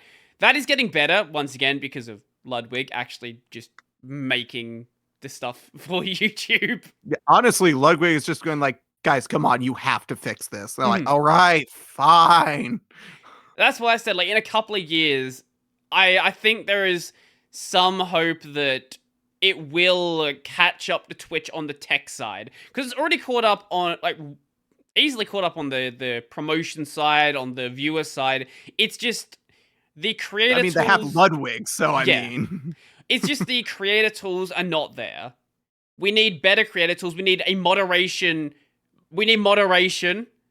Because there's not really much options in the way of that. Is there even a timeout in YouTube streaming? I don't even know. I know you can ban people. I think there might be. Maybe? I think there is a timeout. But there's no, like, moderation panel. So if I want to go and unban someone, my mods can't do it. You've got to do it, like, via commands and bots. Well, if you just want to do it like vanilla YouTube, you have to go into your channel page. So your mods can't do it. Go into your channel page, go into like the cog, like go to the settings, scroll down to the bottom, and there's like this menu hidden down a thing, and you can like delete individual people off that list. You can't search in that list. You have to like scroll through it and find the person. Yeah. Speaking of YouTube streaming, there is another fun thing I discovered. If you want to test your stream on YouTube, you cannot do it in a private or unlisted thing and have chat work. Can't do what? Chat does not work unless you are fully live public. I know it doesn't work private. I didn't know. I thought unlisted. It doesn't work unlisted either. What? Yeah. What? Why? It's really, really stupid. Yeah, it is. So if you want to test something, you have to do it on a burner account then. Yep. And then you're going to have to change all your URLs and stuff because you're on a different account. YouTube. Why? Just stop focusing on removing features and make things better. I'm really annoyed with what they did to the channel page. So what's changed? Under like your videos tab, you used to be able to sort by like oldest videos. You can't do that anymore. Oh yeah. Wait, what? Really? Shit. Yeah, you have the options of popular or recent uploaded. That's all. You cannot sort by oldest. Aww. Yeah, I've used that plenty of times. Like, go back and look at, you know, early videos from when I've a guest on, for example. Like, look at their earlier stuff they've ever done. My oldest video has my best stats. Oh, that's rough. Almost 9,000 views. Wow, that's a lot. I have not gotten close to that ever since. The next highest, I think, is like just over 1,000. What was your first And one? then it's in the low hundreds from then on. How to be a VTuber for free on Linux and Windows. Yep. Because it's the only video. Right. Right. Wow, I forgot that you used to have this model. Yeah, the very basic white shirt. That was a while ago. That one was like $40. Hey, that is what I based all later designs on. It works. It's, you know, it wasn't terrible. Yeah, it works. Would never use it again nowadays, now that I have the ones I do have. Yeah, no, what you're working with now definitely looks a lot better. At least when, you know, your tools aren't flickering and things are breaking. Yeah, if my face isn't flickering in and out of existence. Yeah, it's always a good app. There are some changes I want to make. Namely, there's a thing with character designs that you want to have a recognizable silhouette. Right. My design looks good, but if you made it a silhouette, it just looks like a guy. Right, that makes sense. There's nothing to make it super standoutish. So One suggestion I saw for like, I asked for like suggestions for like how to improve it. What I really like is like having a tie clip added that has something representing. I was going to do the sort of glitch design my logo has because I think that'd be really cool. And then to add an animal in my pocket instead of the pocket square. I thought maybe taking that animal, which would be a penguin because Linux, and instead putting it on my shoulder and seeing how that would work. Oh, okay. Because that would make it a lot more recognizable. The thing is, I don't know if I want an animal on my shoulder that people are going to constantly ask about and stuff. No, do it and then never address it. Just be like, so what's the penguin? And just don't answer that question. Well, that's what I do with the whiteboard. I never address all the whiteboard things you write. I never address this in my regular videos. Oh, of course not. People will comment about it like, what does that mean? No reply, nothing. No like, no heart, nothing. It's always something, of course, related to the video. Yeah. Usually it's some really bad joke. So with what's on the whiteboard, I spend at max 2 minutes thinking of it. So sometimes it's good, sometimes it's gold. Other times it's just nothing. Whatever was in your head. Exactly. No thought, head empty. Exactly. I have the whiteboard. I've had it for ages, and I just wanted to do something and just have something just going on in the background. It's always nice to have those sort of little things. But speaking of background, which is why. Oh yeah, I was about to say that's why my background now is actually interesting. Yeah, you got a lot of what's that one over your shoulder on? Is that a Pokemon World One map? over which shoulder? The side that's not the world ends with you. Oh, that is a picture of the Kanto and Johto regions. Ah, I thought so. From Pokemon. Yep. Yeah. I've also got, if I lean out of the way, you can see the X circle square triangle behind the shelf. Oh. The little cool PlayStation signs, Kingdom Hearts 3 for 8 days, Persona 5, Neo the World Ends with You. And if you could lean over that way, that is Dragon Quest 4. Ooh. Or sorry, Dragon Quest 5. Is why 358? Is that your favorite Kingdom Hearts game? Yes, that is the Kingdom Hearts game that got me into Kingdom Hearts. Oh wow, that's it wasn't the first one I played. The first one I played was 2 on a friend's PS2 way back when, and it was just the Roxas section. And then that game released, and I'm just like, wait, I think I played a game with this guy in it before. And so I got the game, and I just fell down the rabbit hole and played every single game after that. I am so sad that 358 and Recoded as well both never got proper remakes. I could live without Recoded because Recoded was just one with blocks. Yeah, but Recoded also, it had a great combat system. The story was fucking nonsense. I love what was it? Data Riku and Data Sora. That's great. Oh yeah. But 358 Recoded was a game that was a remake of a Japanese exclusive phone game called Coded. Yep. And we were like, no, we want that over here. And then we get it, and it adds nothing to the story. And we're just like, why did we want this again? Coded mobile.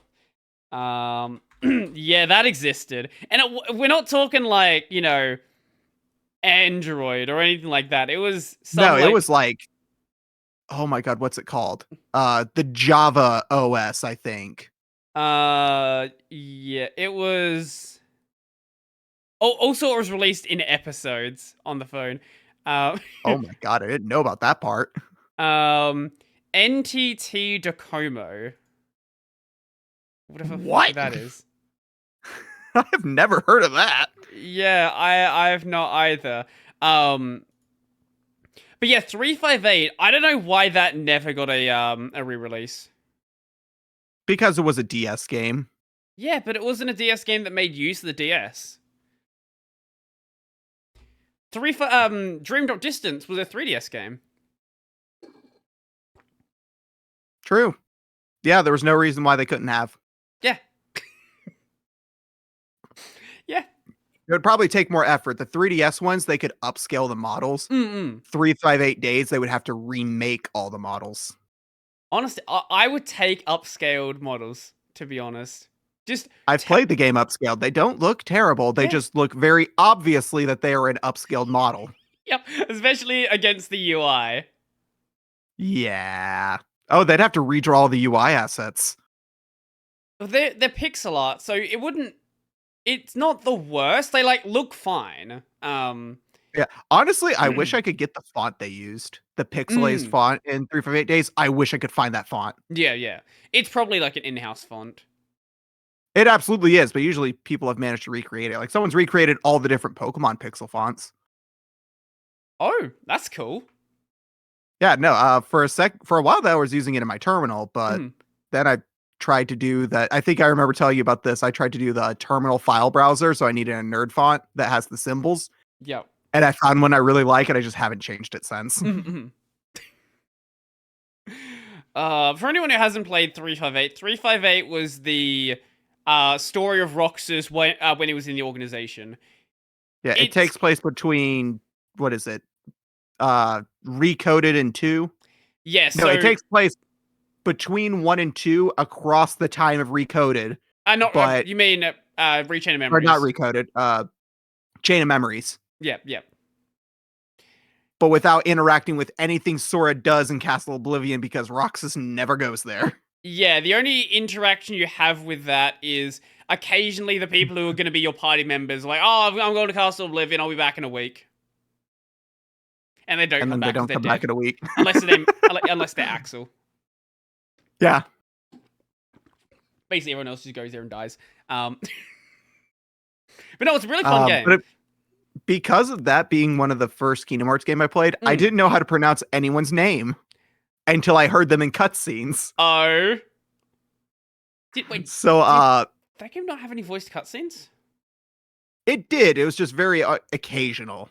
Yeah.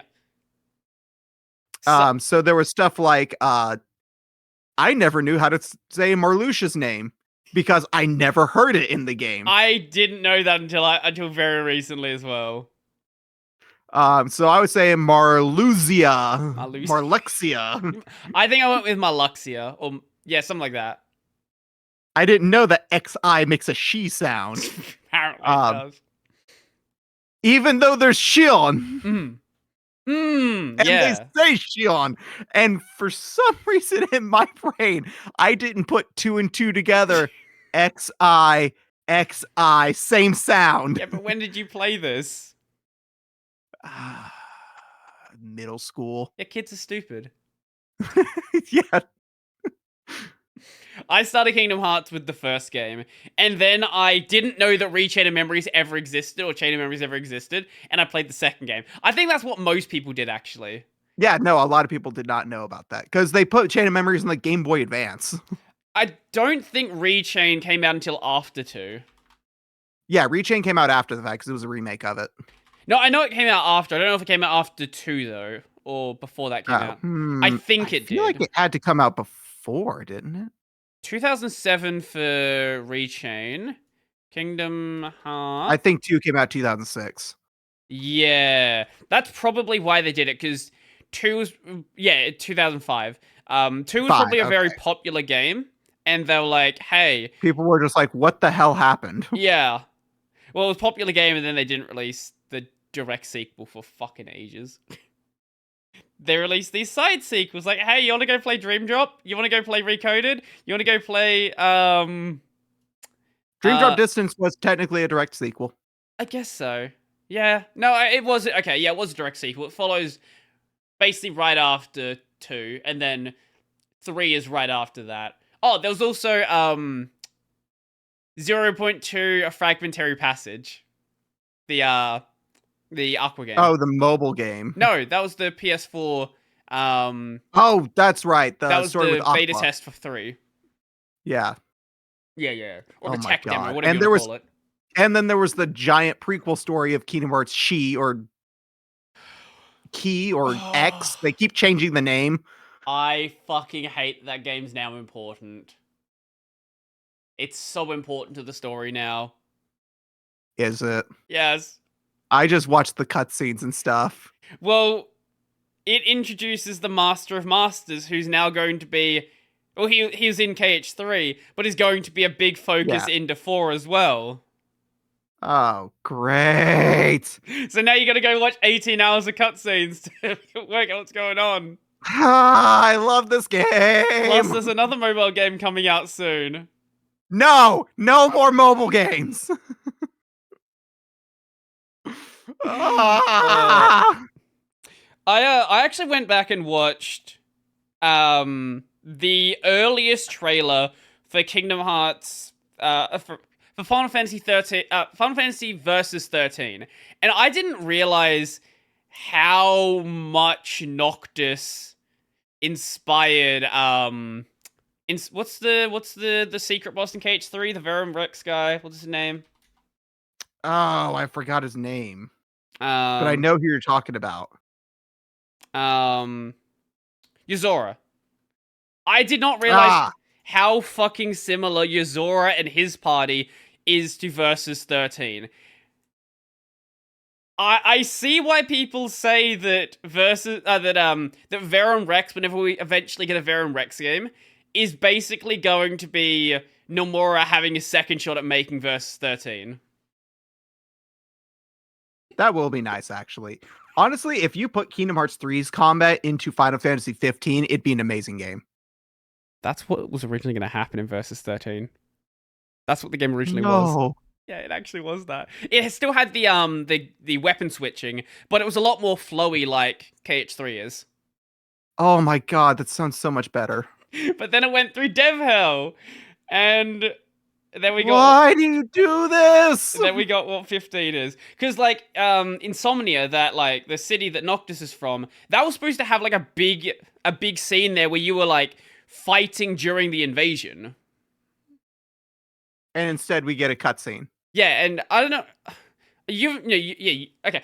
In the final DLC, the Arden DLC, you can actually, like, jump across the buildings and, like, use your... Like, you can, like, teleport across the buildings. That's what was going to happen in the original version of the game. You're going to be able to, like, scale skyscrapers with the teleport. Oh my god, that sounds so much better. Instead, warp to this ledge. Wait, press square. Yup. Just warp to this ledge. Wait, press square. Yup. So I hope... Well, I know Nomura's... he said that he wants to do a Verum Rex game. He doesn't know how he's going to name it. But there will be a Verum Rex game that happens at some point. Because now Sora is in Quadratum. So... Yeah. There has to be... Well, we got a fucking... we got a Roxas backstory. We got BBS, Birth by Sleep. Like, there's going to be a story for Yuzora, without a doubt. Yep. Whether it ends up being a full game like Versus 13 was going to be, or it's like, hey, here's a 10-hour experience, whatever, there's going to be something. I hope they let him do a big full JRPG with it, though. That would be awesome. That would be the question is, would it be considered a Kingdom Hearts game, though? Does he want to make it even more convoluted? I don't know. I'm so curious what happened with KH4, because now that Sora's in the real world, I don't know. I don't know what they're doing anymore. It's like, okay, we're gonna have Disney World, some Square Enix stuff. We're in real life. What? Yeah, I don't know what that means. I don't know what that means for the... I know that there are, like... People have been highly speculating a Marvel crossover and a... Oh, dear God, no. And a Star Wars crossover definitely is likely to happen. Star Wars maybe, but even then, probably, I would hope not. Because there's going to be still crossovers, but... I don't know. What else would you want to have? I do not want to see Wolverine and Spider-Man alongside Sora. It's already ridiculous enough as it is. I want to see a segment with... And I say that as a giant Spider-Man fan. They just basically embed the Miles Morales game in Kingdom Hearts 4. Okay, you know what? At that point, I might actually be give okay Sora with the that. web. They just straight up give him the web swinging mechanic. I might actually be okay with that. That does sound fun. There's so much. There is so much that Disney owns at this point that I couldn't even begin to guess what franchises they're actually going to just throw in. Because Kingdom Hearts has had crossover worlds for things that were long dead franchises. Yeah. And then they cross over with some things that you just saw and went, really? That one? Are you sure about that? Like Kingdom Hearts 2 and Pirates of the Caribbean? Do you know? Like, do you know what this means for KH4? Because we're in the real world now, it means we can't have an Atlantica world. Which is great. There are other musicals that Disney owns, though, so we're going to have some. Joke's on you, live action Little Mermaid. Wait, we can have a live action Aladdin. Just redo Kingdom Hearts 1 worlds, but just the live action versions. Oh my god. The thing is, it's not out of the question is the worst part. Yeah, it's not. I want a Cars world. Give me a Cars world. Give me Kingdom Hearts kart.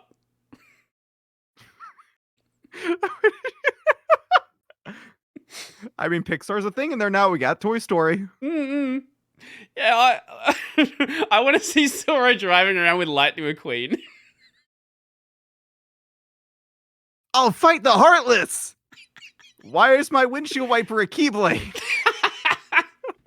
Does Sora even know what a car is? Do cars exist in Sora's world? Oh, man. Oh. I imagine it's gonna... I don't know if you're gonna know about this. Do you know what Putt-Putt is? Putt-Putt? Like, mini golf? The video game. Oh, no. There was this game of children's educational games called Putt-Putt. Putt-Putt Saves the Zoo? Yeah, like Putt-Putt Saves the World, Saves the Zoo, Putt-Putt Travels Through Time. Right. And in it, the main character, Putt-Putt, who's a living car, has just this long mechanical wire that he uses like an arm. I'm just imagining that on the back of like a car's car swinging the key right around. Yeah. Oh, Lord. I loved those games. I bought Pajama Sam on Steam because it was just like, oh, I had this as a kid. I'm going to buy it and play it. Still holds up.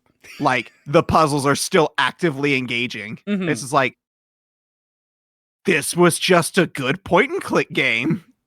I never really got into point-and-click games. They were like... I was very much into PS2 stuff at the time. I like point-and-click games because of their just ease of play. They're a good game to relax to. Yeah. They're definitely not something that I'd want to like play on a stream or something like that. I streamed Pajama Sam, Thunder and Lightning Art So Frightening when I first bought it because I was just like, nostalgia!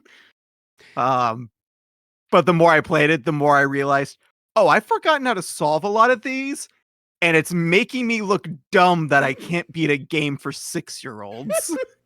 I think the closest thing to point and clicks I've experienced is my mum used to be really into the hidden object games. Yeah, it's like that, only you have a story to go along with it. Yeah. I've also been spoiled because one of my favorite things to watch, usually around Christmas time, so coming up soon, is Game Grumps. They will do the point and click adventure games like the Storybook series and stuff. Yep. I don't know why I love these videos so much when they do it. Because they usually have some ridiculous element, and just hearing two friends laughing about these things is just the most entertaining thing.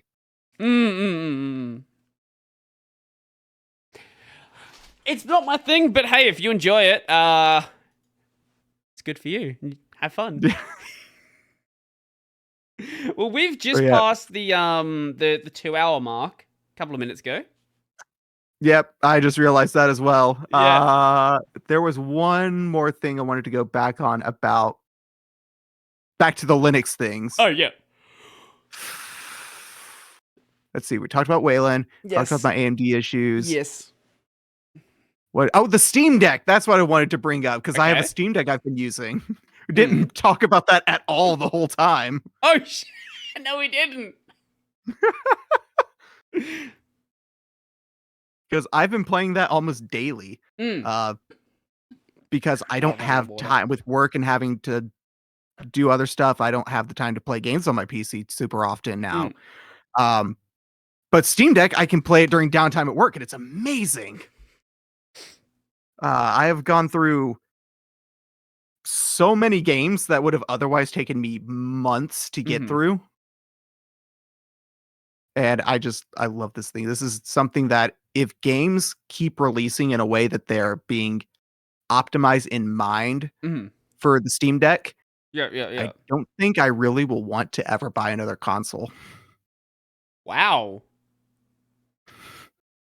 Because as long as it can run the games, it's the same experience. If I really want to play a console-like experience, I just load it up on my PC. Well, I think the only thing you'd want to avoid on the Steam Deck is something that very heavily favors a mouse. But I play most of my games with controllers anyway.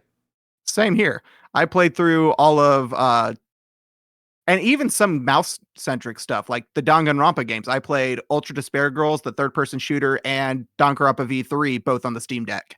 Oh, wow.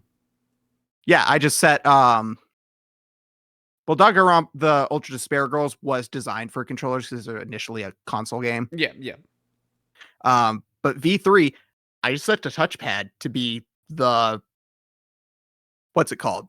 The aim thingy that's in the center of the screen. Retinal. I think that's what it's called. I just set that to be the touchpad and would use that. And I'd set either clicking the touchpad to be A and then the trigger to be like Y, depending on what I needed. I've never actually played a Danganronpa game. It is weird. It is weird, and I love it. I've watched the anime, so at least have a general idea of what it's about. Which anime? I watched the original one. And the the sequel. Play the game. Yeah. I heard the games are a lot better. Yeah, no, here's the thing. The full story of Danganronpa is Danganronpa Trigger Happy Havoc, the first game. Danganronpa 2. Danganronpa 3, the animation. The third part of the story is an anime.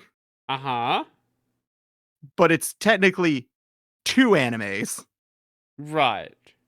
There's Future Arc and Despair Arc, and you watch episode 1 Future Arc, episode 1 Despair Arc, episode 2 Future Arc, episode 2 Despair Arc. On Crunchyroll, they just already alternate it for you, so you just watch in order of what's on Crunchyroll, and you're fine. What are you saying? Then you watch through all of that, and that is the end of that story. Right. And then Danganronpa V3 is the third game, which is a new story, but is also still related to the previous ones. Okay. This game's weird. It sounds like it. But I kind of love... Oh, wait. Also, you play Danganronpa V3, Ultra Despair Girls, and then the animation. Ultra Despair Girls is a different type of game. It's a third-person shooter, but it fills in some of the gaps. The whole series is bizarre and weird, and I love it. Because it's also made by the people who made another one of my favorite games, which is Zero Escape. That doesn't ring a bell. There's 3 games. There's 9 Hours, 9 Persons, 9 Doors. I forgot the name of the second game. I'm drawing a blank of what the second game is called. Third game is Zero Time Dilemma. What is the second game? Why can I not remember this? Zero Escape 2. Virtue's Last Reward. Those are escape room puzzle games, but with the story of the people who wrote stuff like Danganronpa and another series, AI: The Somnium Files. which is a game that just got a sequel and ported to Steam that I still need to play. Oh my god, there's so many. Now you have a Steam Deck. Yeah, no, but I also don't have the money to buy all these games. Yeah, it's the real problem. Yeah, it's totally fair. If you play AI the Somnium Files, get it on PlayStation. The Switch version has a lot of issues, and that's what I played it on. I don't have a Switch, so that doesn't really matter to me. The PC version is also kind of bored sometimes. Ah, okay. Yeah, fair enough. Sequel, they fixed it, though, so I'm probably going to get the sequel on Steam Deck. But yeah, no. Deck's been amazing. Absolutely love that thing. If you want one bad enough, I will literally be your dropship person if you don't want to wait. I kind of just want to see how long it takes them to get it to Australia. That's fair, because it could be it's like, you know what, fine, drop ship it to me, and then like a week later, hey, we're selling in Australia. Fuck. Yeah. Hey, maybe when it comes out, I'll do like a 2-year late review just for the memes. If you do that, you have to title it The Steam Deck 2 years later. All right, so this is my first impressions of the Steam That's Deck. a fucking great title. I stole that from Beat 'em Ups. And Scott the Woz, actually. They both did retrospectives on the Switch. Right. And they would name it like Nintendo Switch such and such years later. I'm just like, we'll take that title, apply it to the Steam Deck, but it's your first impression, just late. Valve, let me give you money. Honestly, actually, you'd probably I've have heard nothing but good things about it. Rather than actually don't use me as a dropship, you'd be better off finding a proxy service for something like what they use for like Yahoo Options to get one from Japan. Yeah. That's a lot closer to you. That'd be a lot shorter shipping time. Yeah. One day I'll have one, but I hope you enjoy yours. It's been great. I did do something kind of weird to mine. Oh. I put stickers on all the buttons. Uh-huh. I got a sticker of an Xbox controller. I cut out all the little button labels and stuck them on in the Nintendo layout. Uh-huh. And then I put a little bit of UV resin over them so they wouldn't fade. And then I go through every single game and remap the buttons to match the Nintendo layout instead of the Xbox layout. Because I hate the Xbox layout. King hell. I never grew up with an Xbox in any way. Mm-hmm. So if I see ABXY, my brain goes to Nintendo layout. Right. Out of muscle memory. Mm-hmm. So seeing that, I'm fighting with 15 years worth of muscle memory if I see A and it's not the left button and it's instead the bottom button. Yep. But by doing it that way, luckily, almost every game on PC lets you remap the control, so anything that gets weird when you flip them, you can change. Well, at worst, you could always just rebind it in the Steam input, whatever it's called. But yeah, but that doesn't change the matching labels. Right. That's what I use. It's the Steam input remapper. Steam Deck has a weird thing. You can't set a universal profile. You can only remap on a per game basis. Okay. And it doesn't use that remapping in the Steam UI. What? So even though I have set every single game to use left button A, bottom button B, in the Steam menu, it's still bottom button A, left button B. Okay. Well, right button B, fix that. What are you doing? The Steam desktop client has had this since like a decade ago, I think. It's too complex, too difficult, can't do it. But no, not on the Steam Deck. Not on the Steam Deck. However, I do have a plugin system because there's that for the Steam Deck, and you can add a thing that gives you Nintendo button prompts. So it doesn't change what the labels say. It just flips them. So instead of showing A select, B cancel, but it's reading the wrong buttons, it'll read the same bindings, but in the little menus, it'll say like B select, A is cancel. So it at least matches up. Yep. even though it's still weird to have the bottom button be select, at least it's showing the right button. Right. That makes sense.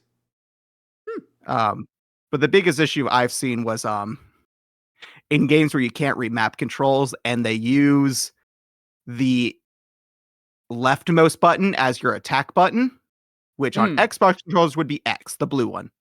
Yep. On a Switch layout, when those get flipped, that means my attack button is the topmost button, which is just weird. Yeah, a little bit. Just a touch. I can deal with I bottom only attack. have I one can deal with game- left attack. But I've only had one game where that's an issue, and that is a game I actually can't play anymore now on Linux, which is Alice Madness Returns, which is on EA Origin. Right. Yep. Yup. Yeah, I bought it on EA Origin actually because they removed it from Steam, and I think they've now added it back, but it still opens EA Origin, or maybe it's their new EA app. But yeah, no, EA does not give a flying shit about this stuff. It was bad enough playing. I played. It was the co-op game where you're breaking out of a prison. It's on EA. Was that on EA? Was that the one? It was a realistic style game, right? Yeah. It goes to the EA launcher. A Way Out. A Way Out. Yes. I did not know that was on EA. Damn it! I wanted to get that game because that game's super fun. Yeah, it's on Steam, but it opens up the EA launcher and yeah. But it's apparently Steam Deck verified or Steam Deck playable or whatever. Okay, well, if that's the case. Well, anyway, Lutras can't log into EA Origin anymore. Okay, maybe it's not playable anymore. They broke some backend thing for getting logins. You have to use a legacy, which is considered insecure. Yep. And then when the maintainer of Lutras told them, it's like, hey, I maintain Lutras that we use to play your games on Linux. By the way, your recent update broke third-party sign-ins. Yeah. Just want to let you know because this could be considered a security issue. We don't support Linux. I'm closing this. Oh no! It's like they weren't asking you to support it. They just said, "Hey, I found out because I make a thing for running games on Linux. Your thing's broken and needs to be fixed." Well, all they saw was the word Linux and just ignored everything else. It's not like they need to support it. Just don't actively not support it. It's like, just fix the thing that's broken. It is a security flaw for your network infrastructure. Nope, too hard. Not gonna happen. Oh, want to know what's worse? What? I don't know if this is true yet, but there are screenshots of it. Bungie has made playing Destiny 2 on the Steam Deck even worse. Yeah, so Gaming on Linux posted about this. Some people are saying, they've broken it on the Steam Deck. What seems to have happened is the new Steam Deck drivers don't play for nicely Windows. with the game. For Windows. Yeah. It's broken on Windows on the Steam Deck. Yeah, the new Steam Deck drivers don't play nicely with it. Yeah, but the thing is, the error message is what really pisses me off. Yeah. The error message says, Destiny 2 is not supported on Steam Deck. Yep. They went out of their way to put that error message in just to let you know. Yep. Go fuck yourself, Bungie. I do not understand why your job is to sell games to people and you would actively make it harder to play the game. Because your game is free to play. You make money the more players are playing it. Why would you make it to where less people can play it? I don't know, man. I don't know. The message is this one right here. I found a picture of it. So it says Destiny 2. Destiny 2 is not currently supported on Steam Deck. And this is on the Windows install. You can see from the hilariously ugly status bar they have. That's so dumb. Not currently supported. Don't give us hope. You're never going to support this. Well, it's on Windows as well. That's the other dumb thing. It's fucking on Windows. There's It's no like, reason for this. It's like, yeah, we don't support the Steam Deck, but I'm Mhm. on Windows. There are people using this as their only computer. Mm. I don't know why, but there are. Oh yeah, I no, feel like those that'd be people are weird.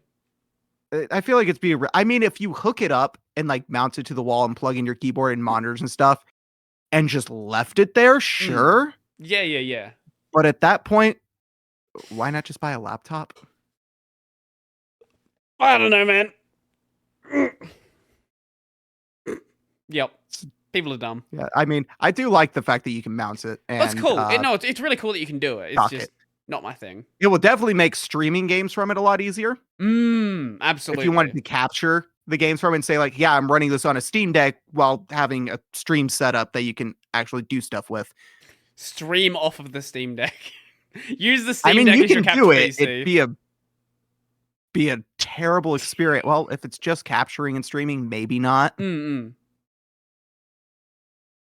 But yeah, no, I would love to hook it up to my capture card and just say like, hey, I'm running this off the Steam Deck. That would be pretty cool, actually. It would be really cool. Try it out. See what happens. You can get it docked for $20. Yeah, some of the docks out there are actually really cool. The official dock is like $90. Woo! That's rough.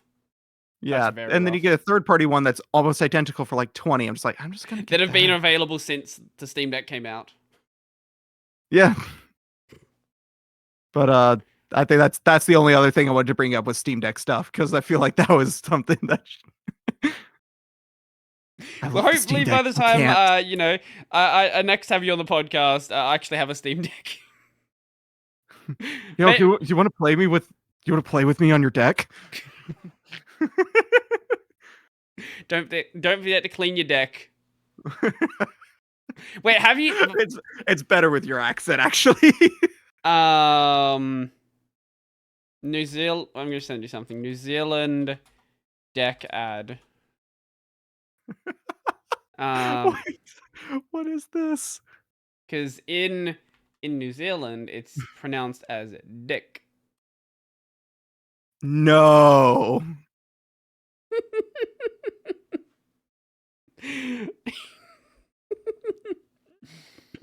All right, I ran out of water a while ago, didn't I? No.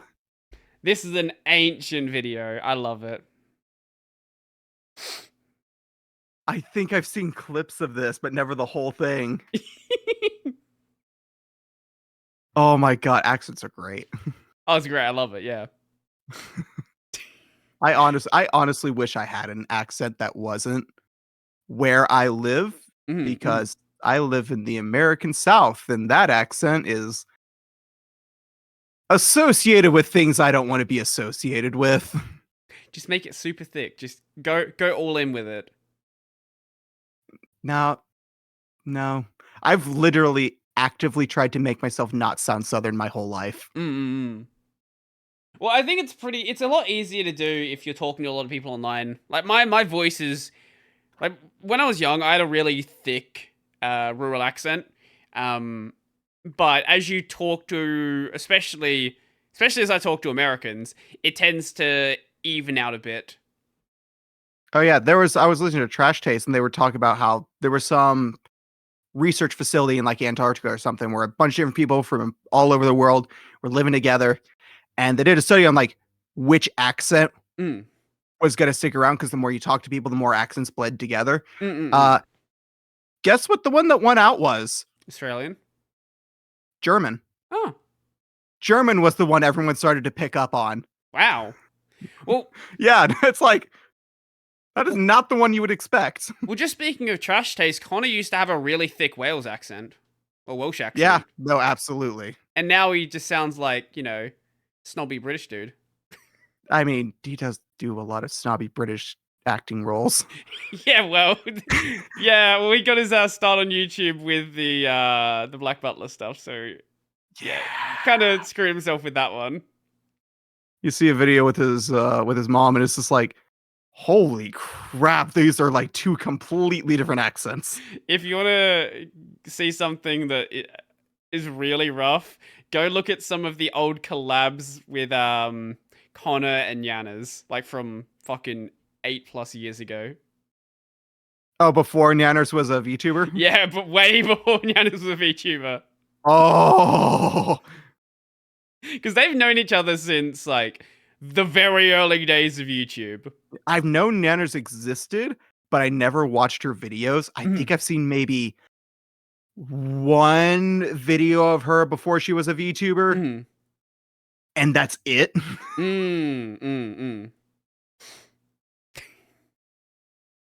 One day you'll be around for that long. Why did we not go off on a VTuber tangent? Well, I don't know. We can save that for next time, I guess. We've got plenty of stuff to talk about. Because I'm sure I'll be back on. Sometime, if if it's not a year The question from now. is just if either one of us remembers. Yeah, well, you know what might happen. I don't know. I'll just be in your stream one day. It's like, yeah, we should do the podcast again. Yeah, we should. And then we both immediately forget right after that. That's usually what goes on. Yeah. Anyway, where can the people find you? You can find me on YouTube at youtube.com/@RogueRen because YouTube has handles now. It does. Nice. On Mastodon at vt.social/@RogueRen. vt.social. Yeah, not social. What? There's no L in there. Social. vt.social. vt.social/@RogueRen. Yes. And if for some reason you're still on Bird app, twitch.com/itsRogueRen.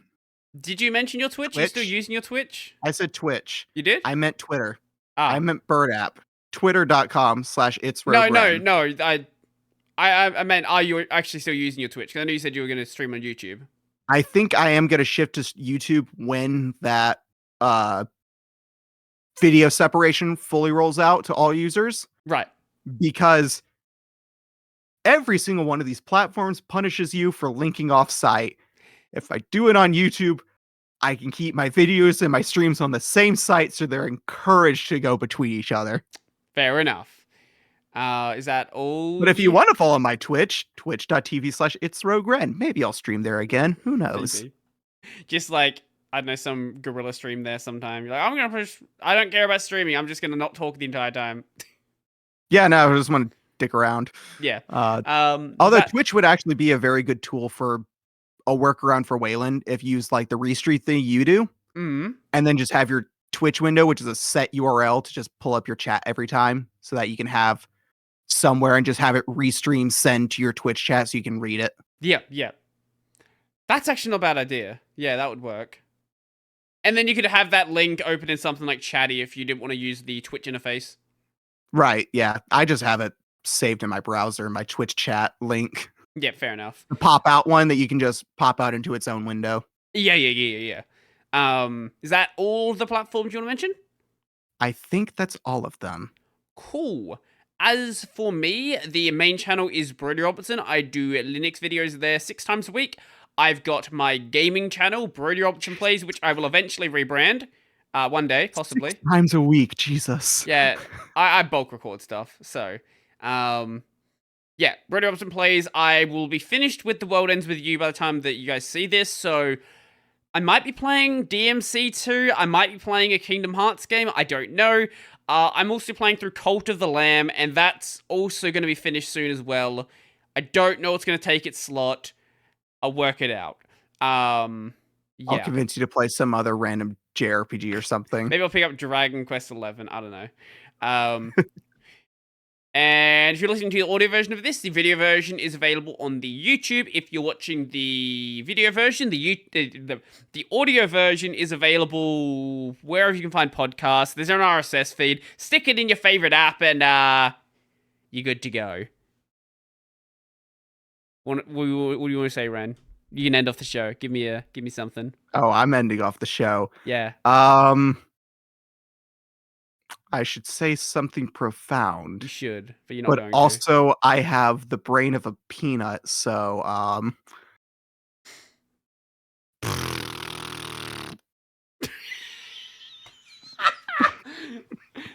See you guys later.